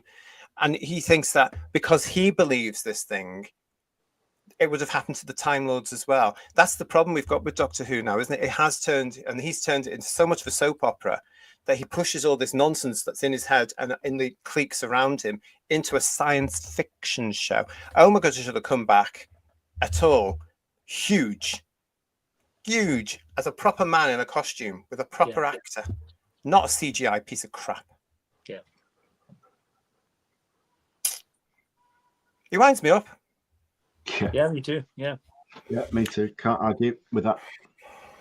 What else have we got in the chat? Thank you, everybody. Does he wind you up as well? He really does. Stephen and Ginny Frith saying to us, Time War is a lazy Davis get-out. I'm so sick and tired of hearing about the Time War. Please, whoever brings Doctor Who back in the future, don't even reference it. Start it was a nice idea originally to have that ambiguity, and they didn't know what was going on, and you kind of use your imagination. It's when they started bringing bits of it in, like India the Doctor and stuff like that, it kind of took away the ambiguity of it and the mystery of it, which was more interesting than the actual thing itself. You know? But also, Paul, you'd think after 20 bloody years, you'd be over it. Yeah. I mean, how many of the general public, not that they're watching, but if they were, would remember the Time War from 2005? Yeah. That's not what they want. He's writing for his minority of fans. That's who he's listening to. That's who he's pedal pushing this thing to. Shocking. Absolutely shocking. Marine Boy 1966. RTD comes out with all that guff about Omega evolving that way when all he should truthfully say would, I wanted a bigger monster ducky. Why he couldn't create his own monster? I know imagination, that's probably why. But why he couldn't have chosen something else or done something of his own? You know what I mean? That But would as have you said, been Paul, yeah, he's got 2 Ranis there, and he yeah, wasted the Rani in the second yeah, episode. Even Pip and Jane Baker's creation wasn't treated yeah, properly in episode 2. She should have been there right to the bloody end, like yeah. they would have done in our day. She should have been there and defeated right to the very end and got away in the TARDIS, not been eaten by Omega. Yeah, exactly. That would be good. Run off in the TARDIS, you know. And you never. Exactly. I don't know why this bizarre thing is the other Time Lords can't have a TARDIS. It's just the TARDIS, and that's it. I don't understand that at all. You know. There's no way the Rani's not, is stupid enough to lose a TARDIS. She's not the master. The master used to lose the TARDIS left, right, and centre, didn't he? You know, it was just ridiculous the way he put that out. G35, he brought Omega back, but gave him no character. As far as I'm concerned, that husk wasn't even Omega. Yeah. So, you know, I don't know. Lex, guys, just talk about that for a minute, because Lex is telling me he's giving me some super chats, which I've missed because I've been on a rant. Oh. I think I'll go back and just say what I said before. You know, I don't think everything since 2005 has been Doctor Who. Really, some of it's been good, but seeing how it's gone, I can only accept it existed as a parallel universe, an alternate sort of like different universe Doctor Who. It's not the universe that we saw up to, and I will include McGann in it, even though it did start getting kissy there. As a sop to you, my friend, I will accept 1996. Thank you very much. Thank you. So up to that, and then after that, it just went to Russell T Davies a different reality, parallel Doctor Who, because none of those brought back baddies were in any way, shape, or form what they were. And last year as well, when it was Sutek, and you got those stupid memory TARDIS scenes, and Gat was sat in there. And she asks about all the Egyptian stuff, and he says cultural appropriation. You know, cultural appropriation. Yeah, actually, the Assyrians were thousands of years older than humanity. So actually, the Egyptians, they did use cultural appropriation from the Assyrians, but not the way you're saying it. You're trying to make it look like the aliens copied the Egyptians. No, you got it the wrong way around, mate. But then he was an idiot, wasn't he? Yeah. So, you know. I want those Tales from the TARDIS, the memory TARDIS was awful, wasn't it? Just a pile of tat, basically, you know. Lex, I want to say thank you for your super chats. I've missed them because I was on a rant. And thank you for that. He's saying to me, no problem, JT, really great chat on headlines. Well, I'm glad you're enjoying it, but thank you so much. But I can't see them on my devices here. So sorry I missed them. The rants are worth every penny, GT. I'm just saying that now. I'm sorry, RTD, it just annoys me. He's been annoying me for years, and I don't want him near Doctor Who ever again. He's got to go. Hashtag sack RTD. And Spiel is saying to us here, in the 3 Doctors, there was genuine sadness from both Doctors when they realized the only way that Omega could have his freedom. Brilliant stuff. Yes, because Bob and Dave could write. Yeah. They could write, and they wrote a brilliant legacy character, which this idiot has just gone and crapped on from a big height, as well as Pip and Jane's Rani. He was just putting them in there. He couldn't come up with his own. He had to have a name, and he's ruined them, just like he did with Sutek. If I were the families of these people's families, I'd be suing, quite frankly. I really would. There's the story. Stephen Braddock is saying to us, guys, without Churchill, the N-word would quite possibly be in charge of the whole world right now. RTD should remember that. Well, I would say, allegedly, they won't honor that, will they? Because it doesn't tie in with their warped, ridiculous sense of history and the world. These people are ill in the head and being celebrated. There's enough mental lunatics in my eyes running around the world right now and being celebrated because of some label or flag they're flying. Get them therapy, I say. Put them in a loony bin. We need to bring them back. Honestly, I know, JT. We've got 2 super chats that have just come in, but I found Lex's. If you want me to read them, could you read them out, please? Yeah, as he says, we've missed 2, so apologies, Lex. It has been going really fast, though, hasn't it? So originally he gave us a super chat for £5, so thank you for that. Saying Aaron Pierre is quickly rumored to be the next James Bond, with growing industry buzz and rising betting odds, putting the 31-year actor firmly in. And then it goes on to his next super chat, which was also for £5. So thank you for that as well. The Spotlight. To me, it looks like history is repeating itself with the failure of Gatwa. Bond needs to be someone mid-40s to late 40s. Yeah. There's a lot of parallels going on between, as there have been forever, between Bond and Who. Yeah. We are now both, as we were once upon a time a while ago in the 80s, in limbo. They didn't have a Bond, we didn't have a Who. There's lots of similarities, and of course, lots of the fans cross over. You know, we do. I think most of us enjoy a good Bond film, don't we? Yeah. I know I do. Put it on a bank holiday, I'm quite happy. Thank you very much. But you know, they are in limbo again, and now it's all about streaming. With Amazon taking over. I'm sorry, Bond fans, you must be terrified. I know I would be. Yeah. Must be terrified. I have seen that, Lex, about the alleged actor who could possibly have the role. We'll talk about that on another show. South Park 333 Gaming. Hello, nice to see you. It's good also to see Links. Great picture. Welcome to Who's Views. Doctor Who ended in 1989. I'll be nice and include McGann as well, though. I'm a bit like that. I'll be nice. Loving the McGann, loving the chat, though. That's good. We've got Duncan saying to us, RTD has done the ultimate cultural appropriation with the show. And Cody W1 saying, we need a reboot from the end of classic Who. Yeah, I'm up for that one. I would do that one. I've got some more super chats here as well. Let's get to them, guys, before we get more chat going from ourselves. Should have ditched the CGI Omega and spent the money on a great star actor who could have had great scenes against the Doctor, said Philip Roy. If you get someone good, you don't even need him to demask, just a great voice. That includes the Doctor as well, unfortunately. Yeah, absolutely. Well, oh God, great actors, though. Will we ever see the like of them again, I wonder? We've got here a super chat from Shannon Mills. Shannon, thank you so much. Very good of you.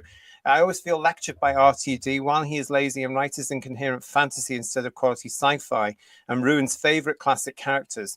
Then RTD expects accolades. He really needs to go. Yeah. Well said. Well said. Quite right. That's absolutely true, isn't it? I think we're all sick of him now. And let's just hope he's just... I know BBC Studios are desperate to keep him attached to the program, attached to the project for whatever reason.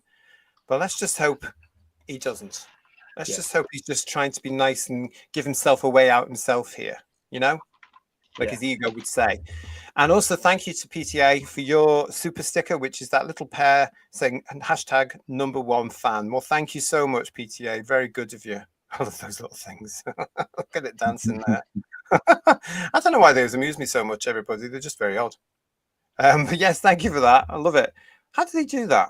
Anyway, let's not talk about that on this show. I'm digressing again. Stevie and Jeannie Frith is saying RTD is truly Shakespearean, a load of sound and fury signifying nothing. Good point. It is a good point, isn't it? Really good. And Mudcrab, Time War. Didn't RTD say in 2005 or 6 that Genesis of the Daleks was part of the time what he did? Because he was trying to shoehorn. We should have known then, trying to shoehorn things into the original series. You know, because according to him in his head, which we all now have to follow, like the Sutek thing, the Daleks started, the Time Lord started the war by sending the Tom Baker Doctor back to change history. Bloody hell! Yeah. Unbelievable, isn't it? How would the Daleks know that? How would the Daleks know that? In Genesis of the Daleks, they were literally one or two bubbly prototypes knocking around as Sarah Jane found in the bunker for the weapons test. So the Daleks weren't exactly thinking properly creatures at that point. And the Doctor turns up and he has his ding dong with Davros, but the tape that recorded all the stories on that the Doctor was destroyed. And then they killed Davros, who stayed there in the bunker for thousands of years until Destiny of the Daleks. So how did the Daleks ever actually know that the Doctor was there? They never knew. Remember, Ian, that Davros had the Doctor's sonic screwdriver, Capaldi's sonic screwdriver. That's how that happened. Retro shitting, wasn't it? Really? Yeah. Ridiculous. Yeah, this is where we can get really nerdy and say maybe they read the Fifth Doctor's mind. Good maybe. Point. Yeah. Maybe, yeah. Because they were at war with the Time Lords at that point. They only saw companions. That's all they could see. That was it. Yes. And himself. It was very wobbly, wasn't it? That one. It was very wobbly. It could be. I mean, it could be. I mean, at Bog Fanish, we're coming to them. Don't worry, we're coming to them. At Bog Fanish not put it into one of their stories because it could be something to do with resurrection, where they take an imprint of the Doctor's mind, don't they? because they're going to try and destroy the High Council so that they become the Lords of Time. The Daleks become the Lords of Time. So maybe it's all wrapped around that. Oh my God, there's a massive big story there. Copyright Whose Views? The Darkest Hour is the best movie of Churchill. So Gary Oldman says Lex. I totally agree. Very good film. That film. Yeah. What a film. Absolute film. Wow. In fact, now you said it, I want to go and watch it. Lots of you talking about Bond now. We're not going to get into that. I'm glad there's no season 3, says Stephen Braddock. He'd have brought back Broton the Zygon as a giant cat in the final. Don't give him ideas. The problem is he's going on, isn't he, Stephen, about, I've got ideas for 3 and 4. No, you bloody haven't. You were on the hop doing this particular one as well, you big... Christ, if they're as bad as what he's had in 1 and 2, I'm not looking forward to it at all, honestly. Yeah. No, because don't forget they had to reshoot the ending because it was coming off air for however long it's going to be off air. And let's put it out there, it's come off air. That's it. But he couldn't let it go with a classy Fade to Black out the regeneration. He made the whole thing too convoluted in the first place. That was the problem, So. Yeah. We've got Lex. Yes, thank you, Ian. Lex is saying for actually reading that out. No, it's more than welcome. Lots and lots of you with us this evening. It's great to see you all. Thank you very much. Robert Payne is saying to us here, having ideas is easy. Having good ideas, not so much. Yeah. Ooh. Yeah. Very wise. Someone to say that's rubbish, Russell, is what you need. Yeah. So. Yeah. Well, you are right, though, Please Robert. try harder, like your report card. That's what you want. Yeah. So. Well, as we've said before many, many times, a bloody good script editor. Yeah. A brand new version of Uncle Terry, or even Eric, or even Andrew, or even Chris would have been good. Somebody who had the balls to stand up to him and say, see this script you've just handed in? Go away and do it again, will you? Do you know what I mean? It's not even a first draft. Can you redraft it at least 5 times? Yeah. So. Yeah. Terence Dix would have kicked his ass, wouldn't he? Yeah. Can you imagine? I am so glad, in a sense, everybody, that Uncle Terry and Barry Letts are not here right now to see this crap. Yeah. Because they would have watched this. They would have watched it and they would have been horrified. And I'm going to get somebody like, certain authors who knew them very well coming back and saying to me now, no, they wouldn't have been. No, they wouldn't. Yes, they bloody would, because the rest of us are cringing, and so would they. Yeah. Come on, get a grip. And Dead Ringers was right. They were. Yeah. We talked about that on last week's show, if you want to know more about the Dead Ringers sketch, which was spot on. And has any backlash come yet for what's his name, who works for Bog Fanish? John Culshaw? Oh, no. No, good well, stuff. No, that's true. Some people this week have tried to cancel him from Bog Fanish, but they're not listening. They'll turn a blind eye when they want to. Yeah. Coming to them in a minute. Kill. I think a Darth Vader approach to Omega, large actor on screen, and someone like Brian Blessed voicing Omega, which strangely, he does. He actually Brian Blessed voices the role of Omega for Independent, not Bog Fanish audios from Cutaway Comics. Oh. Who also used his image in an outfit which was approved by Bob before he passed. So there you go. If you want he's alive and well, Omega. Oh, I'm just get so annoyed, guys, because there is no way Bob would have signed this off. Yeah. Not a chance. And I'm very annoyed about it, to be quite honest. I think when you know the person as you do, or did. Apologies. When you knew the person as you did, you can say that with a level of authority, and it also makes what was done feel very personal as well, I would imagine. So I can understand exactly where your anger's coming from on this, because even we can see it's an absolute abuse of a historical character. And so you'll probably feel that, having known him, you'll probably know that even more. And it is shocking. It's a total lack of respect from RTD. But when's he ever been respectful to other people? Can't think of any time.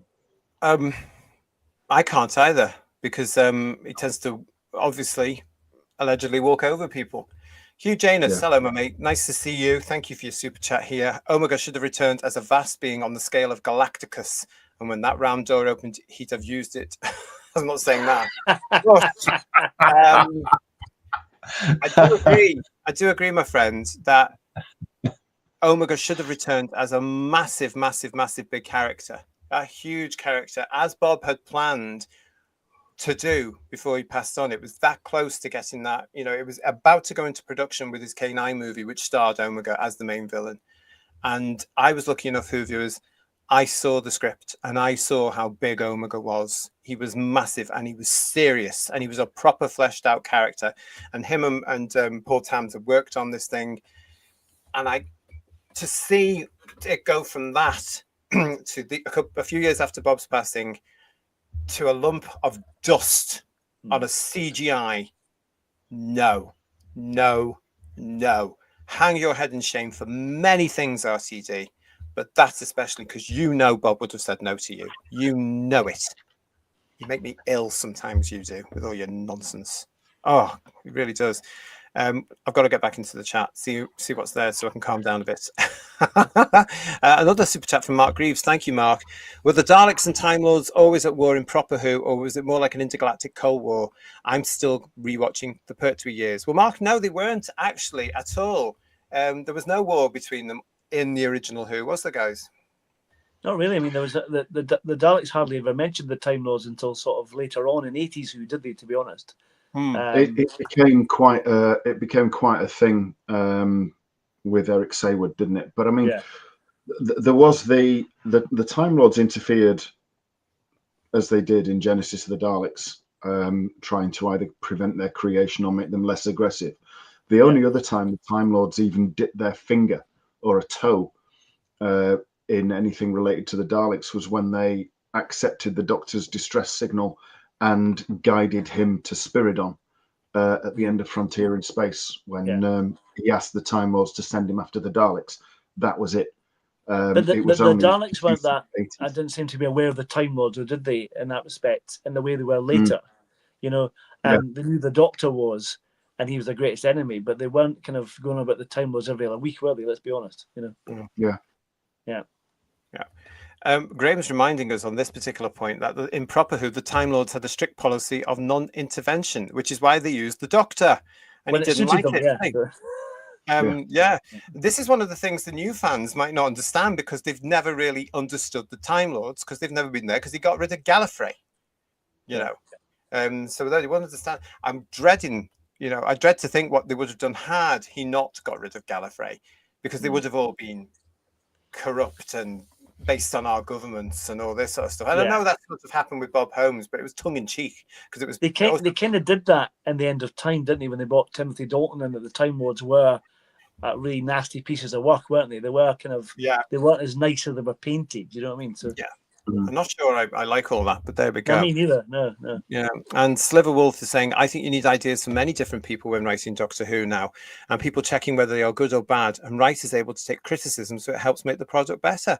I totally agree with you, mate, and that's why I say get rid of all this showrunner BS, and let's have a producer and a script editor in charge of Doctor Who now. Let's have them rather than all coming from home. Because as we said last week, Paul, the problem we've got now is allegedly BBC Studios is talking to a particular funding partner and streamer who want their own executives in on the writing process. And RTD, who the BBC wants, are saying, no, I don't want to do this. All allegedly. I was going to say about the creative process, though, you need to have constructive criticism in notes to people to say, well, that worked, but that doesn't. If you change that, that might work better if you do this. You know what I mean? So it's about creative decisions and about constructive criticism to make it work. I'm a bit worried now because Peter Oliver Williams is joining us, saying I'm watching on delay and I heard about the Moonbase final. I've just pre-ordered it. How dare you? Let's get on with the show so I can get off and order it. We could have an intermission and come back again. We could do that. Greta Thunberg on there shouting, "How dare you!" It's just... don't please. There's somebody else who needs a kick up the arse. But I'm glad you've got it, Peter Oliver Williams. Yeah, and he's also got Blake 7 season 2. Thanks for the heads up. Yeah, you're very welcome. I'll get it after this show, immediately after this show. Anyway, let's get on with it. What else? Sticksboy73 is joining us, and Frankie Stanager saying Brian Cryer, there's a name, would have been good for script editor. He'd done it for years, and sadly now he's passed. Yeah, and don't we know it? Comedy. Barry Cryer would have a lot to say about the state of comedy today. I can assure you. Oh yeah. Mark Greaves has also given us a super chat here. Thank you, Mark. That was Mark's super chat. I've done that, haven't you? With the Daleks and Time Lords always at war. There we go. We answered that one then, didn't we? Yeah. Thank you very much. Thank you very much. Yes, I tell you, somebody else who knows television, in my eyes, very well, probably more so than RTD does. I've always thought this about Peter Davison. Now, this is a photograph from the Lewis Nichols Life Stories, which I want to recommend to you. If you've not heard of this YouTube channel, please look it up. Not now, but after the show. Lewis Nichols Life Stories, because Peter is the latest interviewee on these really good hour-long chats where Lewis Nichols interviews people from the public eye. And Peter very graciously gave up his time to go on the show and talk about his career. Now, as we all know, Mr. Davison has had an amazing career on television, on theatre, some cinema work as well. So they didn't, and that was not enough to justify Peter. If you ever came on our show, Peter, if you ever came on this show, we'd have to give you 4 or 5 episodes where we talked about various elements, because he's done so much. And of course, he was the golden boy in the 80s when some of us were younger and prettier and thinner and had hair, and we're watching Doctor Who, and we talk a bit about like that. But he's very honest. And I've always thought, guys, I don't know about you, but Peter Davison, for me, I've always thought, understands television better than any generation before him, because his generation were the first generation to come into television, having grown up with television. Yeah. And I can understand when you hear him in conventions and stuff, still after 40 years, slightly frustrated with the 3-walled sets and the way the BBC was shooting stuff and the lighting and all this. I can understand, because his generation was so visionary. They changed the way television was running, to make it less theatre and more television. Does that make sense? Yeah. But yes, I'd recommend the interview because he's so relaxed, as you can see from the picture. Actually, that's from the show. And thank you, Lewis Nichols, for he's very funny though, because when I met him in February this year. He was did a little interview with him and Janet, and he's very funny, very dry, and got a good sense of humor as well. And he doesn't mind sending himself up as well, which is lovely, But all right, Sticks Boy, who's saying, "I'm older, prettier, still with hair, watching Doctor Who." Yeah, all right, rub it in, mate, rub it in. You can still be pretty and have no hair. I'm just saying that now. Thanks to Legion of James, who's actually put the hyperlink into the show from them with Peter in there.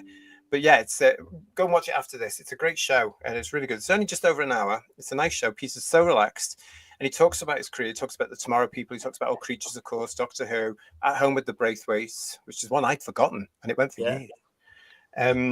Very Peculiar Practice is one of my favourites, I have to say. He doesn't mention that. I'm a huge fan of Very Peculiar Practice and also Sink or Swim, those 2 series that he did while he was Doctor Who. David Troughton's in Very Peculiar Practice, and he's brilliant. He looks like his dad, honestly. He really does in that. He does, doesn't he?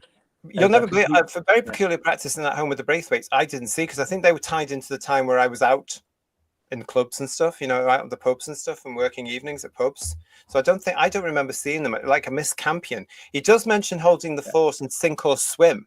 Yeah. He mentions those 2 huge comedies that he was in.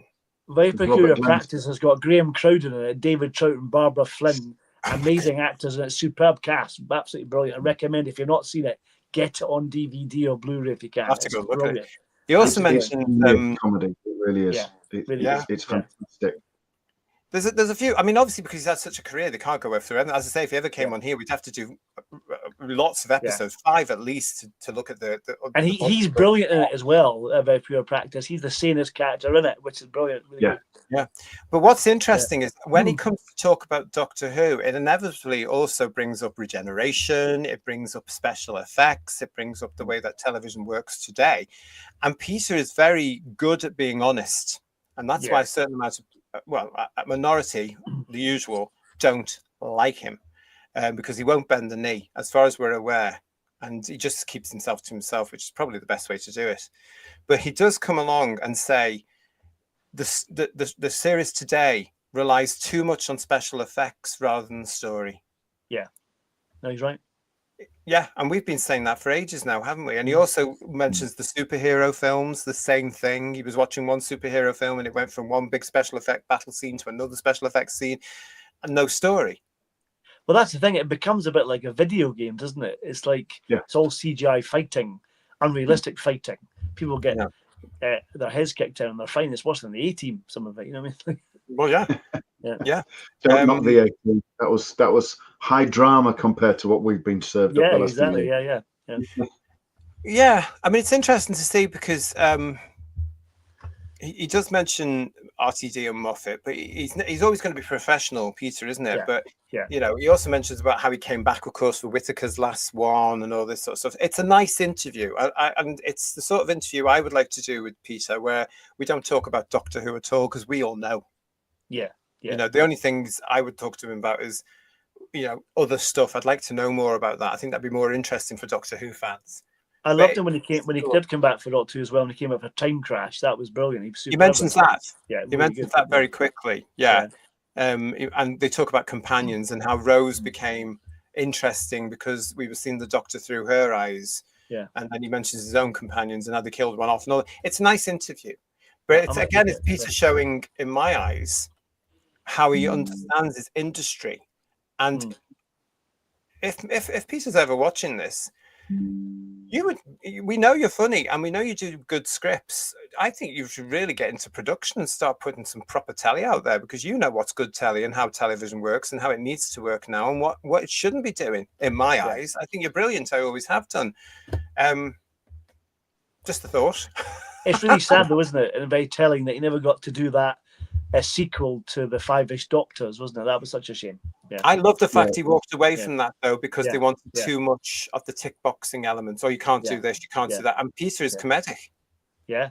You know, he's got lovely comedic timing, hasn't he? I saw him on stage in Legally Blonde. And that's a big West End. That was, you know, remember, it was a big West End stuff that he was in. And he's playing the Callahan, which is the nasty guy. Yeah. But Peter not only managed to do that properly, but he brought in this touch, which was a fantastic performance on that as well, so that you didn't quite believe it, even though it was coming, that the character did what he did at the end. And it was a bit of a shock, the way that Peter performed it. It was like, oh my goodness. So yeah, just brilliant. But he did the comparing on one of the concerts. I went to see it in Leeds. You know, one of the ones where they have the monsters stomping around and things like that. It was really, really, really good. I mean, obviously, part of it would have been scripted, I would imagine, but he was very, very good. Just, delivery was just on point. You know, it was, have either of you seen the O2 thing they did with the Muppets? Both him and Tennant did it. Yeah, Tennant's brilliant. Absolutely brilliant. Yeah, very funny. Yeah. I think Peter was much better. Oh, so do I. Yeah. Ian's shaking his head there. The Muppets did a stage show fairly recently. And I was really annoyed because I didn't get tickets in time and they sold out.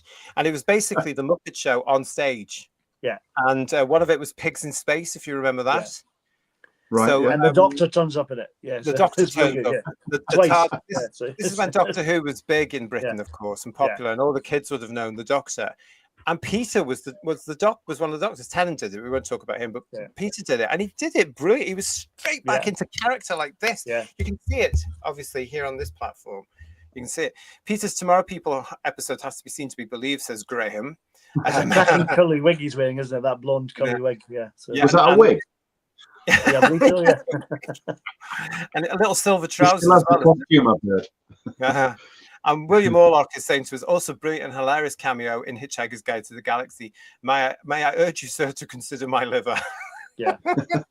You know, I remember, guys, that was dish put of the out. day, That was put out at the same time that they announced Peter was going to take over Doctor Who, wasn't it? Around about that time. And we all thought he'd play it as a pig as well. That was the thing, wasn't it? Yeah. So space well, I remember I was about 10, I think. And I remember I was watching Hitchhikers anyway, but that particular episode, I was looking and I didn't realize he was the pig. And I thought I'd missed it. I was expecting Peter Davison from All Creatures Great and Small. I didn't realize it was him, the pig, till a couple of years later. Isn't that weird? But anyway, Lex Kane saying to us for Super Chat, Peter Davison for Doctor Who head writer. Oh. Yeah. Oh, no, he would know what to do with Doctor Who. Wouldn't he? Actually, that's interesting, that one, Lex. Yeah. And Peter is currently in the new series of The Gold as well, says Fan01ish. He's everywhere. Wow. He's everywhere. But yes, G35 also saying to us, hello, mate, how are you? Saw that interview with Peter. It's a good one. He speaks highly of the breath weights and very peculiar practice. He comes across as a very grounded, not a huge ego like others we could mention. Exactly. He takes everything in his stride, doesn't he? Really does. Well, the reason I'm saying this is because you will know the other story about Mr. Davison this week was around and about, and I want to know what you guys think about it, and certainly what everybody in the chat thinks about it, because of course it was this particular story. Doctor Who's Peter Davison doesn't think that Billy Piper is the 16th Doctor. Now, for all of us here that take part in Who's Views, that's what's called common sense. But some people have reacted to this. Let's have a look at the story. Speaking to Starburst magazine, the Fifth Doctor actor dismissed the idea that Billy Piper was taking over the role. He said it's a completely mad idea. I don't think she is the Doctor, he said. I think it's kind of just a hand grenade thrown into the final episode to try and go, whoa, what's this? And then it's almost like, get out of that. Davison also believes Piper is unlikely to commit to the demands of a full-time role these days. He says she's got a great career and she's got options galore. I don't know why she would voluntarily choose to go back to Cardiff for a year, he said, referring to a lengthy filming schedule for a full series. Despite his thoughts about the twist, Davison praised Billy Piper's previous work on Doctor Who, calling her the best companion there's been. That is partly because she was written in a different way. It was almost like she was the centre of the story and you were seeing the Doctor through her eyes, he said. So again, I think he's right about this. Bear in mind that he's always getting his Tennant for going back constantly. That's an hour running gag that Peter even mentions it in the interview I was talking about, because he said, "Oh yeah, but he went back, didn't he?" I love the fact that Peter's taken the P out of Tennant, because he keeps going back. But what do you make of him saying that about Billy? I think you're right. He has got common sense, and we all should realise that she isn't really playing the Doctor, and if she does come back to actually cover what's happened, then it'll be something else rather than the Doctor. But I reckon as well he's got insider knowledge, because obviously David Tennant's he's their son-in-law, so he probably knows loads about what's going on anyway through Billy Piper and RTD. So it's definitely not happening, is it? Let's be honest. Well, yeah. I mean, Davison, and you haven't seen it, but Peter does say that him and David don't tend to talk about Doctor Who. Really? I don't believe that for a minute. Yeah.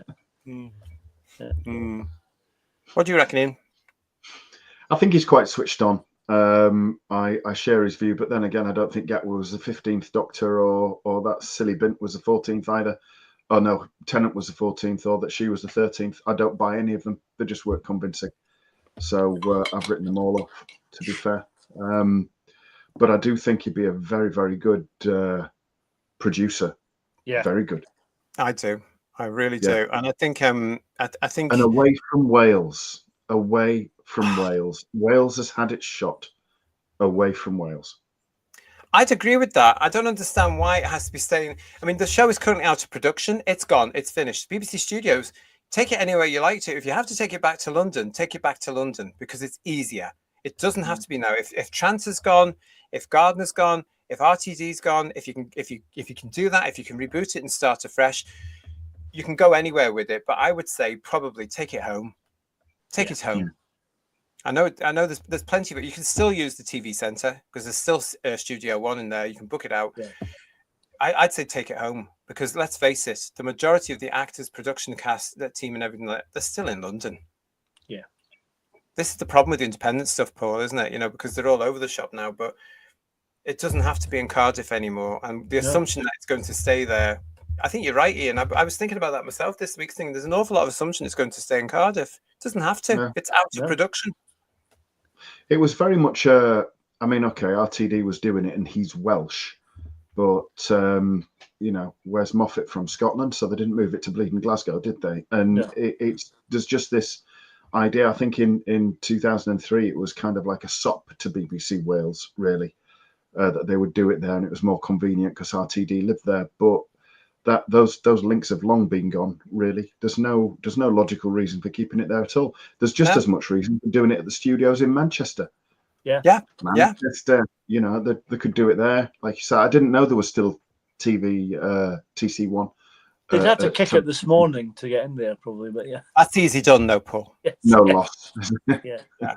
with its plummeting ratings as well because Yeah, of its yeah. nonsense. Yeah. That's in the toilet as well, isn't it? Let's be Yeah. honest. Yeah. So. But you can take it anywhere. So let's not assume it's staying in Wales or with Cardiff, because as we're all saying here, the only reason it was there because of history. Because Jane was working, Jane Tranter, when she was put in charge of this thing, wanted it in Wales because that's where she's from. RTD was there. You know, it doesn't have to now. No. Marie UK is saying to us, Davison said a female doctor was the loss of a role model for boys. He certainly did, and he was absolutely bloody well right. Yeah. Yes, he was. He got a load of critique for that, didn't he? He says being nice. He did. Stephen O'Neill is saying Peter Davison made an appearance in Magnum PI not long after leaving Doctor Who. Did he? Yeah, he's in Magnum. Yeah. I did not. It's when they do that thing. Oh, let's go to the UK and let's show you Britain. You know, inverted commas. Yeah. Hey, do you remember those days when American shows made it in Britain and then they all came over here to do one token episode to say thank you to the Brits? Friends did it as well, didn't they? When the Friends came over. Do you remember that? And often they'd film like a couple of locations. I've seen them. They've done Murder, She Wrote and stuff like that. You know, it's bizarre. It really is. Yeah, it was bizarre. You'd always see a red bus going past and you'd see a letterbox and a post box people and a drinking telephone. tea all the time, all that kind of thing. Yeah, all the cliches. You know, so, yeah, brilliant. And everybody lived in a country house. I think Columbo did it as well. Yeah. I think, So I didn't know that though, so thank you for that, Stephen. And also we got Leo James Ward said he did the theme tune for But the Moon. He certainly did. Famous favours. Julianne is saying the Look Who's Driving on season 20 box set. Peter Davison, Sarah Sutton, and Jonathan Fielding. Very funny. I can't wait to see that when it's very funny. Yeah. comes out, because Paul's told Can me I say about the moon landings and Button Moon were faked? I'm just saying that now. Okay. No, So. they weren't. Let's have a look. Killbot saying, I would like to think Billy has signed on for this CBeebies thing as narrator for the animated story. She'd be good at that, actually. Yeah. She'd be good at that. But, you know, we know the story about Billy coming back. It was a favour. Blah, blah, blah. Do we really want another far left ideological actor in the role of the Doctor? Well, as Dave Ringer said, it was for clicks, wasn't it? That was the thing. So, yeah. So. Yes, as we said last week, yeah. Jane Smith saying best not to talk about something that could lead to a family row. Andrew Parker saying failed in Wales. It's a shame because it was big, but it was, yeah. Paul Roach is saying Piper's Doctor Who career is wildly overrated. I'm inclined to agree with you. I like Billy. We had a laugh all those years ago. She liked me, but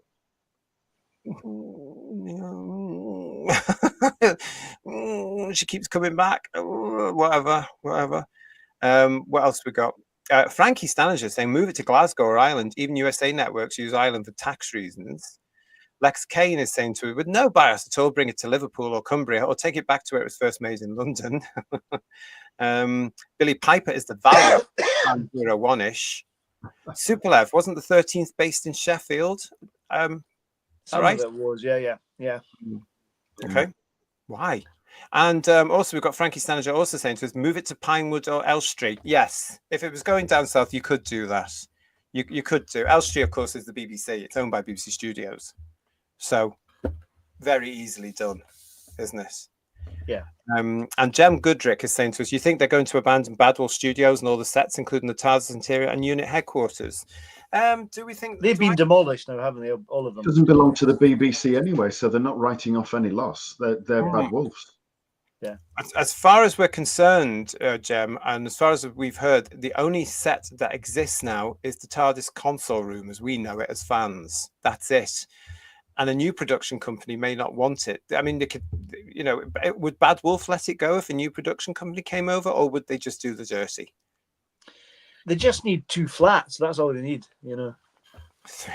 3 and a smaller console room. Jem is saying it seems unlikely that they're going to let it all go. Yeah, but as we say, there's only one set still standing, and it's the TARDIS.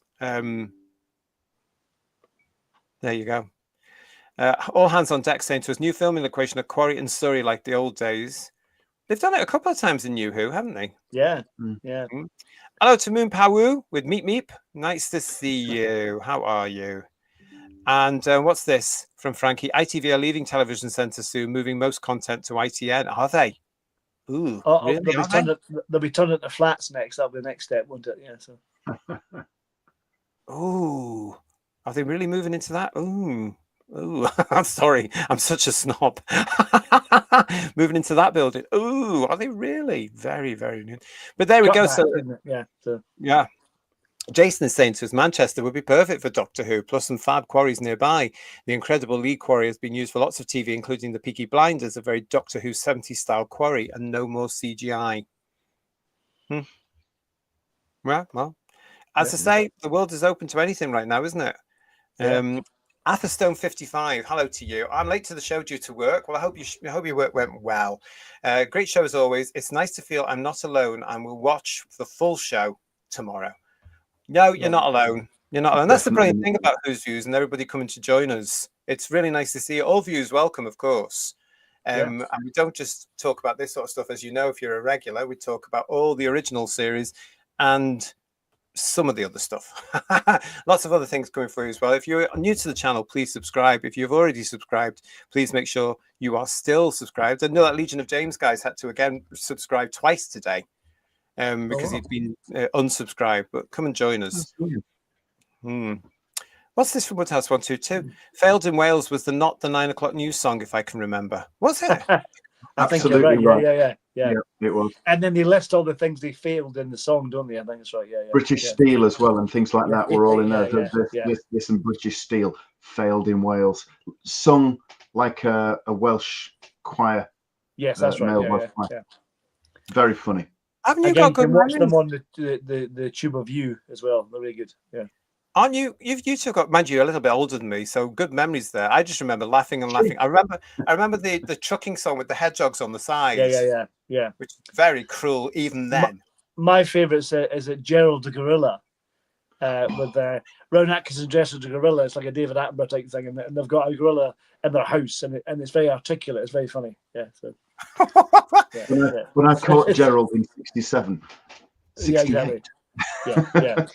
And he was wild. I was bloody livid, you know. Yes. Hey, listen, the Reverend Steve Amaray is with us saying Elstree and Shepperton are easier to get to. Pinewood is out of London and surrounded by farmland. Denham Golf Club is the closest train station. I remember that. I mean, I went to Pinewood a couple of times when I lived in London, once for a wedding. Because remember, at the end of the 90s, they started hiring Pinewood out and you could have functions there, which was brilliant. And I went to my boss at the time's wedding, and it was beautiful. It was absolutely bloody brilliant. And I was getting thrills because it was my first time in Pinewood. And I'm walking down the corridors, and there's pictures of the giants that have worked there. You know, some of them like that. I'm sure it was the Hattie Jakes, or it might have been Joan Sims, was actually signed with all my love to everybody at Pinewood. You know, it was beautiful. I'm walking around, and you know me, who views, I'm going, oh my god, with all these legends in the character. Oh, it was beautiful. And the actual what was a studio that was being turned into this function for the reception, absolutely gorgeous. But there were also big patio doors that were open, because it was a warm summer night. So what does the JT do? He walks through them and ends up on some of these things you see in the Carry On films and other films. And oh my God, the gardens are there. So I go off, I mince off around the garden. I'm going off on a tangent, sorry, everybody, but I go off on a little walk. And then I end up on a set because I walk around this corner and this doesn't look right. This doesn't feel right. What the hell is this? And there was a pyramid, this little pyramid in the middle of this set. Turns out I was on the set of The Mummy. Oh, wow. You know, remember that thing with what's his name, Brendan Thingy? Yeah, Brendan Fraser, yeah. And John Hannah. Yeah. And it was the tip of the pyramid, wasn't it? With all the sand around it. And I'm on that particular set thinking, this doesn't feel right. This is a little bit too Egyptian, and I don't like that because the pyramid's Mars. Let's get out of here. Yeah. Very, very funny. So good. I loved it. But yeah, you're right, Reverend Steve Amaray. You can do that. And Derek Hart is with us saying, good evening, everyone. Sorry a bit late. Still recovering from a mate's birthday. So to the panel, will you buy the latest CO Character Options Doctor and Meep figure? No. And you can go back and watch the beginning of the show. No. We'll only buy it if they swap the Doctor from the Tennant one to the Tom Baker one from the original and far superior version of the Star Beast that appeared in Doctor Who Weekly back in the day. Yeah. Do I speak for all of us there, gentlemen? Yeah, definitely. Yeah, without a doubt. Yeah, great. Look at all this. Duncan the Funky Evans is saying hashtag justice for quarries. Quite right too. Yeah. Coquelin is there. Sorry for going off topic. I saw 28 Years Later today. It was really good. Oh, see, I'm going to see that eventually because Eccleston was in the original one, wasn't he? Do you remember? There's a very funny bit at the end. A friend told me, but I won't spoil it for you. Oh, don't say anything. Yeah, I'm yeah, hopefully going to go yeah. see it this week. Yeah. And Glenn, hello, Glenn. Nice to see you. Good evening, all. Great show as always. Thank you. Sorry I don't catch your streams live during the week now, as I've changed jobs and I now work 2 p.m. to 10 p.m. Monday to Friday, but I can catch you live on Sundays. Well, that's good. I hope your new job's going well. Congratulations. Yeah. Good for you. Yeah. Yeah, good for you. And I hope it's all fine and I hope you're happy. It's always difficult, isn't it, when you take a new job on? But no, hope you're okay there. Yes, so that was Peter Davison, of course. Common sense as ever, I think, from Peter Davison. He does seem very grounded still, doesn't he? Yeah. Oh yeah. There's an element in that interview with Lewis Nichols there actually as well, where he actually says that when he's at conventions, he has to remember to stay very grounded because everybody's going up and adoring him and loving him. Yeah. And he says your ego can get quite large. Yeah. Well, various people around you, Peter, might be examples of that. Well, I have to say, it was really lovely when I met him. Really nice, really lovely. I haven't seen him in years, at convention. I've never seen him. It's a long time. I haven't seen him since he stood on my foot coming out of a tent at Longleat. Oh gosh, that is a long time ago. In 1983, in full costume. That's a long time ago. Have you noticed he started wearing the costumes again now? Yes, yeah. There's a great picture I saw. I think I put it on our chat a while ago with him and Paul McGann dressed in costume with River Song, and they were pulling River Song back and forth. It looked amazing. It looked really good. I never thought Peter would do that. Obviously, they're paying him a little bit more. Well, they're following in Mr. Pertwee's footsteps, aren't they? That's the thing. So, yeah. Oh yeah, God love him, because John would always turn up as I am the doctor, wouldn't he? He'd turn up to open a Tesco. I am the doctor. Whether he was invited or not. Yeah. So. Yes, exactly. Yeah, that's right. Either that or Wurzel. But so that was Peter. Now, Peter, of course, also features, whether he knows it or not, in a stunning bit of artificial intelligence, AI, which I'm sure you've all seen. Now, Third Doctor Ian sent this to me in the week, didn't you, mate? And it's this one here from Doctor Who and the Mid-Journey. Huge congratulations to them, because you sent us this particular piece of AI. Now, if you're regular on this channel, I've always been in two forms about what AI can do. I'm a little bit scared about what it can do, because you can bring people back from the dead in a better way than RCD does. But it's really concerning. But this one that Ian sent, and you've probably all seen it by now, and if you haven't, I would recommend, well, actually, no, I won't. We'll come to that topic in a minute at the end of this. But we've got some stills. I have to say at this point that this is with the permission of Doctor Who and the Mid-Journey, because I've been in touch with them, with him over the last couple of days, the last few days of this week, to say congratulations, fantastic, and may we talk about you here on Who's Views? To which he came back and said, yes, absolutely. These are stunning AI representations as he tells the story from Bog Fanish's Spare Parts. One of, I think, the better stories of the Big Finish range. In fact, I remember falling in love with this story when I first heard it, when it first came out all those years ago. This was a brilliant story. That's a real cracker, yeah. It was one of the earlier ones as well, though, wasn't it? Before they disappeared up their own fundamental, really. Yeah. Yes, yeah, it is. I mean, Peter's in this, Sarah Sutton is in it as Nissa, and of course it delves with, written by Mark Platt. Yeah. And if you hadn't heard it, is it still available, Paul? I think so. I mean, you can probably buy copies on eBay if you wanted to get a CD copy, but I'm sure they can still get downloads of it, I think, But, I know, this is one of the stories of Who Views that I've got on the CD when I was loving the Big Finish range and really into it and loving them and looking forward to that Monday night when they would drop through the letterbox so I could have the Monday night listening to the 4 episodes. Absolutely magical. This is one of those rare Doctor Who's, along with the Chimes of Midnight, that I wish I brought the bloody vinyl for. You know, but I never thought I'd ever go back and get a record player. Oh no! But anyway, I've got these screen grabs for you because, as I say, Third Doctor Ian did send me this, and I watched it and just was like, "Oh my god!" And then I shared it with various industry professionals that I knew who just said, "This is brilliant, isn't it?" Yeah. No malice from them at all, but this is superb. This is very good stuff. So let's start with that one again. So yeah, this is the 5th Doctor at the start of Spare Parts, and he's on Mondas, isn't he, guys? This is Mondas. Yes, that's right. Yeah. You just have to look. I mean, the backgrounds, what is virtually, obviously, the virtual set. The set is fantastic. The lighting is fantastic. The texturing is superb. Yeah. Midjourney has just done an absolute blinder here and deserves absolutely every single credit it gets. It's amazing. It really is. amazing. This one, though, I mean, look at that. Yeah, That's really good. incredible, isn't it? This is AI. I cannot get my head around this stuff, everybody. This is really, I mean, I think, was it Paul? I think you said at the top of the show, this is going to replace traditional animation. Now, I have to say, from this video that he's done for this, if Spare Parts, Big Finish, you're listening to me, if this was published by them in partnership, there's a word there, Big Finish, it's called partnership, and I'm coming to why in a few minutes, because I've got something to say. I would buy this. I would buy this because this is bloody good stuff. This is sinister. This is scary. And the way that the Midjourney has put this about to suit the story, absolutely beautiful. These two characters here look exactly as I had imagined them all those years ago. Yeah. And the thing I like about it particularly is some of the AI stuff I've seen from other sources, other places, it doesn't seem to be able to get the likenesses of the characters right, like ones you recognize, like the Doctor and Nissa.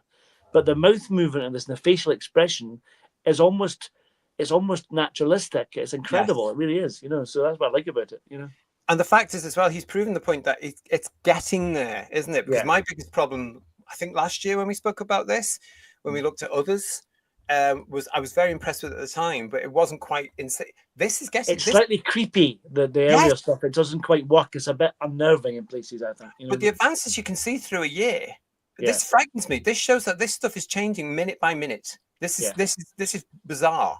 We've got some more pictures if you haven't seen this, but look at this. Just absolutely stunning. Look at that Monda cyber there. horse is brilliant. I love that bit. Isn't it just the cyber horse? There's a spin-off. Yeah. Not champion the cyber horse. That's exactly. Yes. Also, the way that it's been done from Midjourney is tell us there, as it was presented in Spare Parts, is exactly as I thought it was. It would look something like our cities under a massive roof. And there it is there. And I was so like, oh my goodness, this Midjourney has looked into my head. There's the Cybermats. That Cybermat's amazing, yeah. Absolutely. Oh, it's called Matty, isn't it? I think it's got Matty, a name. It's like a dog. Yeah. Like a pet, isn't it, in the story? Yeah. Mark Platt made it. And we all know what happens with it. I mean, the whole point of Spare Parts, of course, and one of the reasons I got excited about at the time is it kicks off the origin of the Cybermen, which we'd never had. And it's really creepy. And it's much better than that bloody Rise of the Cybermen thing that comes along in New Who.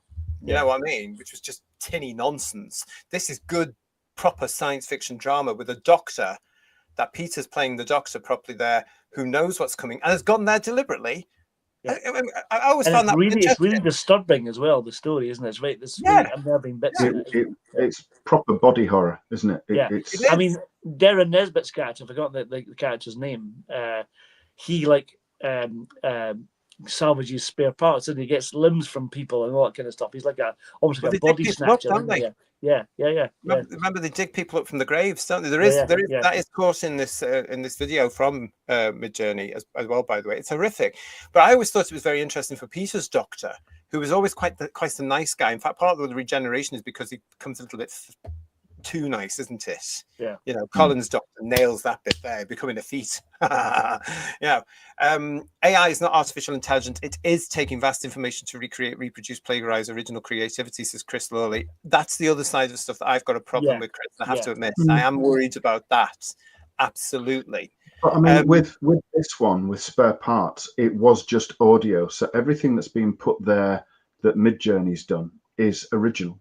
Because, apart from taking people like Davison'S likeness and Sarah Sutton's likeness, it's all original because it was an audio-only medium previously. So there's a lot of his own imagination went into that because there was nothing in the Bog Finish Spare Parts that was like that proto-Cyberman that you showed in the door.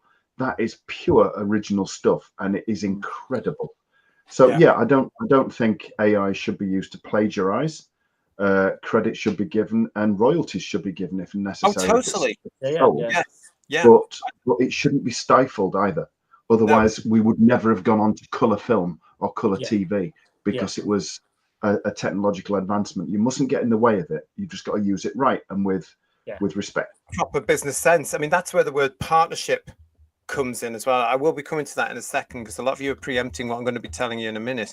Anything is better than that weird animation done for Webberfear Part 3, says Duncan Evans. You'll all know if I can draw better than that animation. My drawing's rubbish. Yeah. Well, if you're regular to this channel, you'll all know I have a real problem with what the BBC studios churn out now. I don't like it. Bearing in mind at this particular point that some of those animations have been done by people associated with Big Finish. At this point, I'm also going to say everything's alleged. Okay, everything's alleged. Jane Smith is also mentioning the other one, A Spectre of Lanyon Moore. That's a great story as well. That's a lovely one too. With the Brigadier and the Sixth Doctor. Yeah, lovely. Fabulous. With a dial-up modem. Yeah. Lots of you appreciating all this artwork, and I'm going to call it artworks of this. Stephen Jeannie Frith is saying spare parts and Chimes Midnight are Stone Cold classics. Yeah. And I can't say this, but it's CXD. Sorry, CS Psi XD, I'm going to say.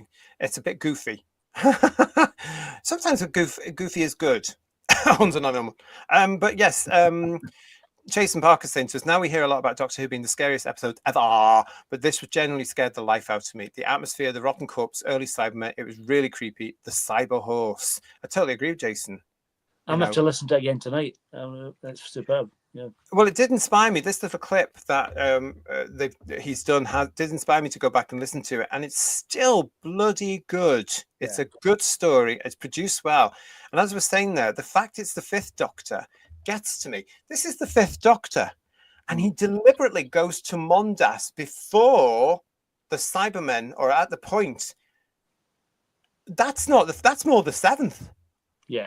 So I thought that was very interesting, and I love the way Peter plays this because the Doctor knows what's going to happen. Adric is mentioned, obviously, to bring it in, because when you think about it in the context of the Fifth Doctor's relationship with the Cybermen, I believe in the power of the Doctor. There's also a reference to Adric because Peter mentioned that in his interview that we just talked about. It's as though the Fifth Doctor is incredibly hung up, and it's a shame that. Well, of course, that's the last word he says before he regenerates. Exactly. So obviously, he needs some therapy for that. Obviously, really. Again, it's one of the things we never got because Doctor Who was Doctor Who back in the day. But these days, you would actually explore that and show that the Doctor actually did have. There was an impact on the Doctor through the death of Adric. Yeah. And here it is in Spare Parts, where the Fifth Doctor deliberately takes Nyssa into danger, basically. RTG saying Cybermen are wrong now, says Alfie Jack for your super chat. Of course, he is. They're problematic, aren't they? Yeah. Problematic. But then he's an idiot, so we just dismiss. So he's missing the point entirely about why they were created. It's nonsense. Yeah.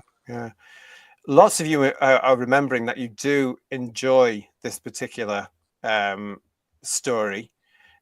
Stephen O'Neill, I've got some more pictures coming up for you.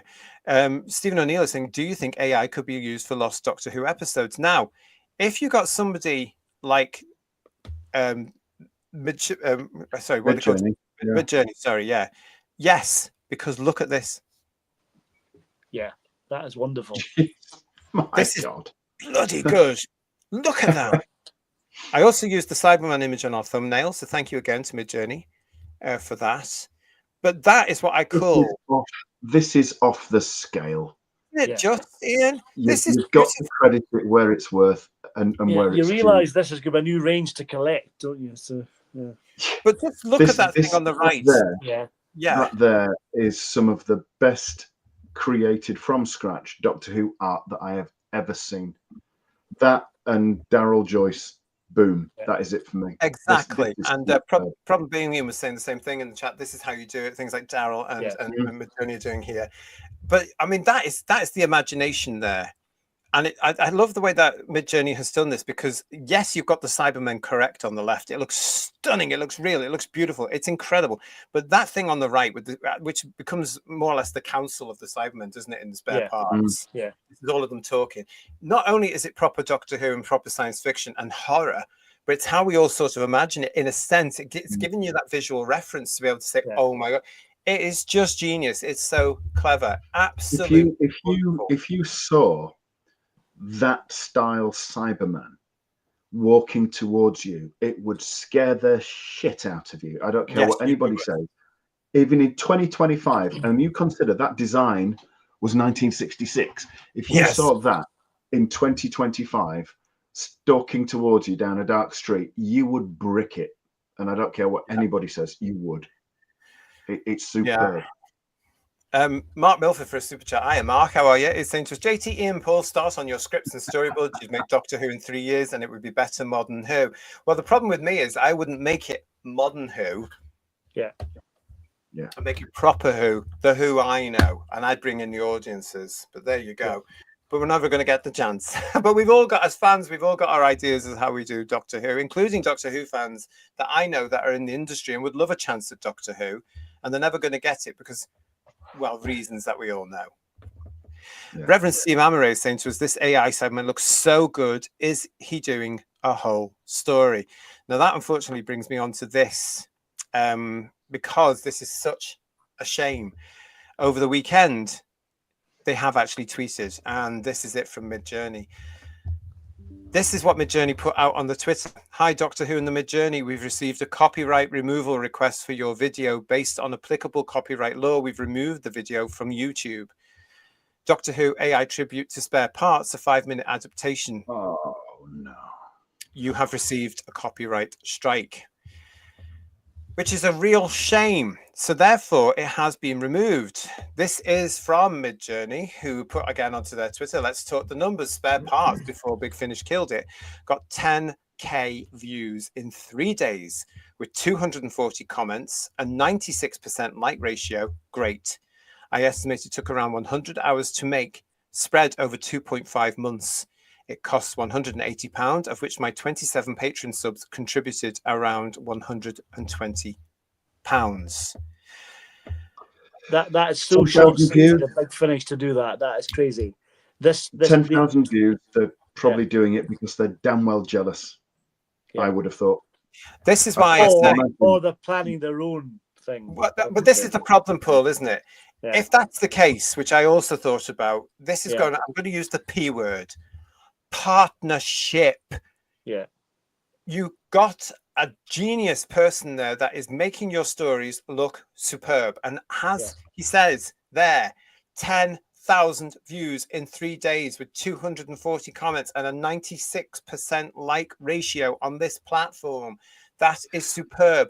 It's beautiful, it's gorgeous, and it's far better, in my humble opinion, than any of the animation that has been churned out over the last God knows how many years. It's brilliant. Go and talk to him, for crying out loud. Why are people Bog Finish did Web of Fear 3 and they did Fury from the Deep, which are two of the worst animations they've done so far. And that's going some, it's like, so. Working with Midjourney to do this to some of their better stories is the kind of thing that could keep Big Finish's head above water.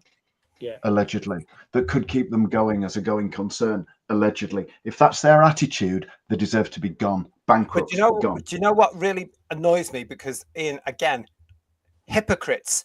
What were they doing 30, 40 years ago in their bedrooms? Exactly audio visuals, exactly. Yeah. How dare they come back onto a fan and do this if they have allegedly done this? If it must be because the copyright strike must come from a source, and how dare they put their own? I mean, I think that's nonsense because you all did the same thing. And did John come down on a ton of bricks as you? No. Did you get an email from BBC Enterprises? No. In fact, later on, you went and kissed their asses, didn't you? That's how Big Finish was set up. For heaven's sake, get over your egos and talk to the person, talk to him and say, listen, could there be a potential business deal going on here? Because I would buy the Blu-rays of this work and I would want spare parts in AI. I would love that. I would. I mean, it takes years. And the annoying thing is as well, at the end of this lovely thing that Ian sent me, which was a tribute to spare parts, was a trailer. And look what he could have done. This was the Paul McGann story with the Cybermen. What was that called from his second season? Oh, Storm of Orion. Sword of Orion. Sword of Orion. Yeah. This is the Sword of Orion. Look at that blooming space. Good Lord. That is wonderful. And it Absolutely did wonderful. star Charlie, which was a great companion by the Yeah. gorgeous, the lovely India Fisher, who originated that. Absolutely gorgeous. But look at that. Isn't that fantastic? And also, this one is not Big Finish, but my God, Canal, get in touch with him. Oh, yeah, I've seen these. They're lovely. Yeah. That's yeah. beautiful. That is really beautiful. But Good. I am so angry about what they've done. They're It just is stifled this wonderful incredibly, creativity, haven't they? Yeah. So. yeah, it's rubbish business sense. It could have done so much more for them.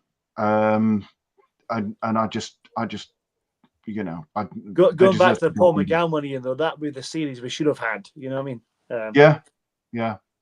But they deserve to go under on this unless they sort it out and start with an apology. If they don't, Big Finish, my opinion, you're bloody stupid and you deserve gone. Simple as. I agree. I mean, a partnership, everything these days is in partnership. I love building partnerships and working in partnerships because, you know, if you find people that you can work with and that you're all going towards an aim, win, win, win, win, especially when you've got a good product that people want. We want this.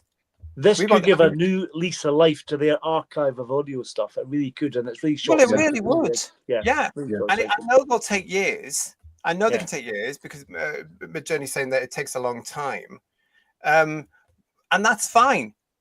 But one every so often would be lovely, you know, and you could actually do that because you would get your returning audience, guys. Big Finish, because I don't buy your nonsense anymore.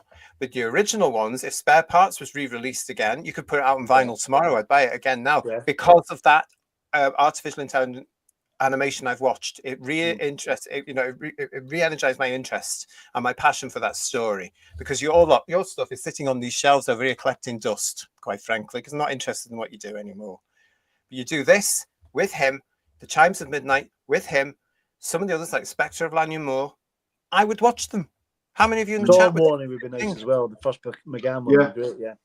Yeah. We've got. I bet there's been people going out and searching out Spare Parts again as a result of seeing that. So and you're either breaching directly or indirectly. Yeah. Philip Roy saying this screams of the Doctor Who I'd love to see, even if it was a couple of really dark stories a season. Let's face it, the kids would be terrified, but love it equally. Who cares about the kids? Is for us. Yeah, but it would work. I remember saying this to Mark Platt after the last time I saw Mark Platt was after Spare Parts was published, and I said to him, "That was fantastic," and he was very proud of it himself. And I said, "If it ever comes back, that needs to go on the telly." They ruined it with the rise of the Cybermen. Reverend Steve Amory is saying, "No bloody surprise. The damn BBC are big on copyright strikes. Channel disappear. Channel Victor Lucas disappeared because of BBC. This one I don't think is the BBC. They might be." But I think it's more BF, allegedly. Got to be careful nowadays because if they're upset with you, they come after you. Sliver Wolf is saying they're upset the Doctor Who looks better than anything they've come up with. I think that could be possibly part of it. But they've already tried to recreate, haven't they? They've done novelization versions of some of the stories like Chimes of Midnight and stuff like that. They're trying to find different areas to get into. Yes. And this is a no-brainer. It really is, you know? Yeah, exactly. I totally agree because you would put it out on Steelbook, Blu-ray, your DVD, just like the BBC do. You would have to get studios involved as well, but the Big Finish already have that partnership going. Yeah, it frustrates me. That would be the first Big Finish that I would have bought since Zagreus, because I stopped after Zagreus. They just got me so annoyed. It was constantly. It was the entity of the week, and it was just dull and repetitive. By that point, I'd had enough, and I sold them all, believe it or not. But did you not go into the Divergent Universe with Scherzo and stuff like that? I like those as well. It was awful. I've still got Dalek Empire and all of those, and the Doctor Who Unbound 6 that they did there, and I've got I think I've got a couple of the others. The one I like, I love He Jested Scars, the one with the Valyard. I love that one. I absolutely adore that. Yeah, Michael was great. It's pretentious fan nonsense, but it's lovely. I really like it. It is, because he's not as nasty as I wanted him to be, and Mel sort of grows to quite like him. Yeah, but I love all the references going back to Legopolis and stuff like that, and changing time and all that. It's really quite clever. Sorry, we've got Bill Larry here saying £180 for a couple of grand to do the whole story. How much would they bring in if they told it as a DVD or Blu-ray? This is what they've got to think about. And Ian mentioned there as well, unless, or you did, sorry, Paul, unless they're doing their own, it's not going to be as good as this because you haven't managed the animations properly. P. Ferreira is saying a lot of these companies only allow fan films as they look lower production than what they put out. Yeah. It's a far cry from the original Wilderness years when all we had was fan productions, and BBC Worldwide most of the time turned a blind eye. But now, because of YouTube and the way it can be done and commercial success, they're going to clamp down a lot more in this next limbo period. I'm not calling it a hiatus yet, but we're currently in a limbo period, like the limbo room, the key to time, basically. Legion of James is saying to us, so short-sighted of BF. If anything, the animation would encourage more people over to BF to check out older stories, and this attitude is pathetic. Michael is saying Mid-Journey showed them up, so shut them down. He did it for £180. They changed $250,000. I mean, the whole thing about this is it was only on for how many minutes, Ian? Was it 5? 5 or 6. Yeah. Philip Roy again, who knows about these things. Sorry, in saying poor business sense of BF to pull it. Everyone here wants to revisit the story just on the strength of 5 minutes and the Sword of Orion plug at the end. BF could have sold loads of spare part downloads. Yeah. Just please, I know we don't get on BF. Talk to him, approach him, try and get a partnership. Why wouldn't you? Why wouldn't you? What they're going to do, though, is allegedly they'll probably just copy this and do it really badly, you know. Yeah. From Daryl, who's doing his own AI, which is stunning as well, based on his own artwork. So hopefully he doesn't need to worry about too much. But saying this is an amazing. No doubt AI will feature in animation in the future, and hopefully with creatives of Mid-Journey's quality controlling it. It's a done deal. You know, I now know that, you know, and I've got to get over my fear of it. This is happening, whether I like it or not. This is happening. But when you're going to get certain things like possibly illustrating with AI audios, I'm all for it, to be quite honest. Yeah. I really am. I'd like to see the rest of the spare parts done by Mid-Journey. I'd like to see his Sword of Orion, but I would also like to see his Chimes of Midnight. Yeah. Or even if we could get an animation like this of Marco Polo or Master Plan or something, would be superb. You know? Yeah. Andrew Parker's also saying properly animated Master Plan would be fantastic. Yeah. They could bring the missing episodes to life, says Andrew Parker. And Duncan the Funky Evans saying, oh, so Mid-Journey did those Cushing ones. Yes, it was the third Peter Cushing film, Chase Through Time. Yeah. So that's it. Or Doctor versus the Mechons. Have you seen that one as well? Yeah. Which one, sorry? Is a Doctor versus the Mechons, and they've done like they have a fantastic moment where the robot doctor and the Peter Cushing doctor meet, and there's a wonderful line about the Daleks saying about it being indistinguishable from the original, and they look completely different. It's brilliant. It's very funny. Yeah. Just in the sideline, I'd just like to respond to Stephen Jeannie Frith, who is saying regarding K9, can we contact Paul Tams for a direct-to-DVD production? Where is he? Well, he's alive and well. Stay tuned is all I'm going to say to us here on Whose Views. That's all I'm going to say right now. Stay tuned. Brilliant. What else we got here? Now, I just want to point out at this point as well that it's sad what's happened there. And as I say, I had messaged Mid-Journey over the last few days to tell him about this. I actually asked if he was available to come onto the show tonight. And he said he wasn't because he's got a life. That's absolutely fine. However, apparently tomorrow, on Monday, he is releasing a statement. So watch that space because we'll be talking about it again. He has an open invitation to come on to Whose Views anytime they want to come on and talk about it. So yeah, hopefully we'll get some nerd out of this. But at this point, I'd like to show this from the video as well. If you would like to support the project, please consider joining the Patreon, which is patreon.com/Doctor Who and the Mid-Journey. You can also find Mid-Journey on Twitter, Instagram, and Blue Sky, which is that new thing. You'll get exclusive content and insights into the process, as well as help out with the cost of any future animation. And I think it's worth doing. I think it's definitely worth doing. And to Canal, if anybody from Canal is watching, get in touch with him. Get in touch with him. I know there's the Peter Cushing estate and everything like this. We know somebody called George who might be able to help you with all that as well. But get in touch. There's partnerships here to be done. There's a new product waiting in the wings, and there's an audience. Yeah. Who desperate for decent Doctor Who. Yeah. We are desperate for it. Had it for years. Exactly. Yeah. And Definitely something like market. Yeah. Can you imagine as well? I mean, yes, okay, you as we were saying there, you have to give credit to the people that were involved with it. You would have to give a payment to Peter and Sarah and all the other actors, including Sally Navette, who was in this as well. Yeah. Why not get it done? Because the money will come back. That's all I'm saying. There must be a partnership and a business deal to be done in that one. Absolutely fantastic. But yeah, Jason Parker saying, hopefully someone at the BBC will choose Midjourney to animate the Doctor Who and end the license with Bog Fanish. We've heard too much from them in recent years. That's the problem. That is the problem. And if they're going to be hypocritical and turn on fans who are doing a homage to their work, especially the original superb stories, as I say, I'd just like to remind you, what were you doing in the 80s? Sitting in your bedrooms and playing around with the C90. It's called pull the ladder up, isn't it? That's the thing. Yeah. It is. You should never forget where you come from. Do you know what I mean? Because they'll pass them on their way down. Yeah. Yeah, absolutely they will. And with an attitude like that, it could be sooner rather than later. Yeah. Wow. But so to Midjourney, I know you will be tuning in at some point to watch this.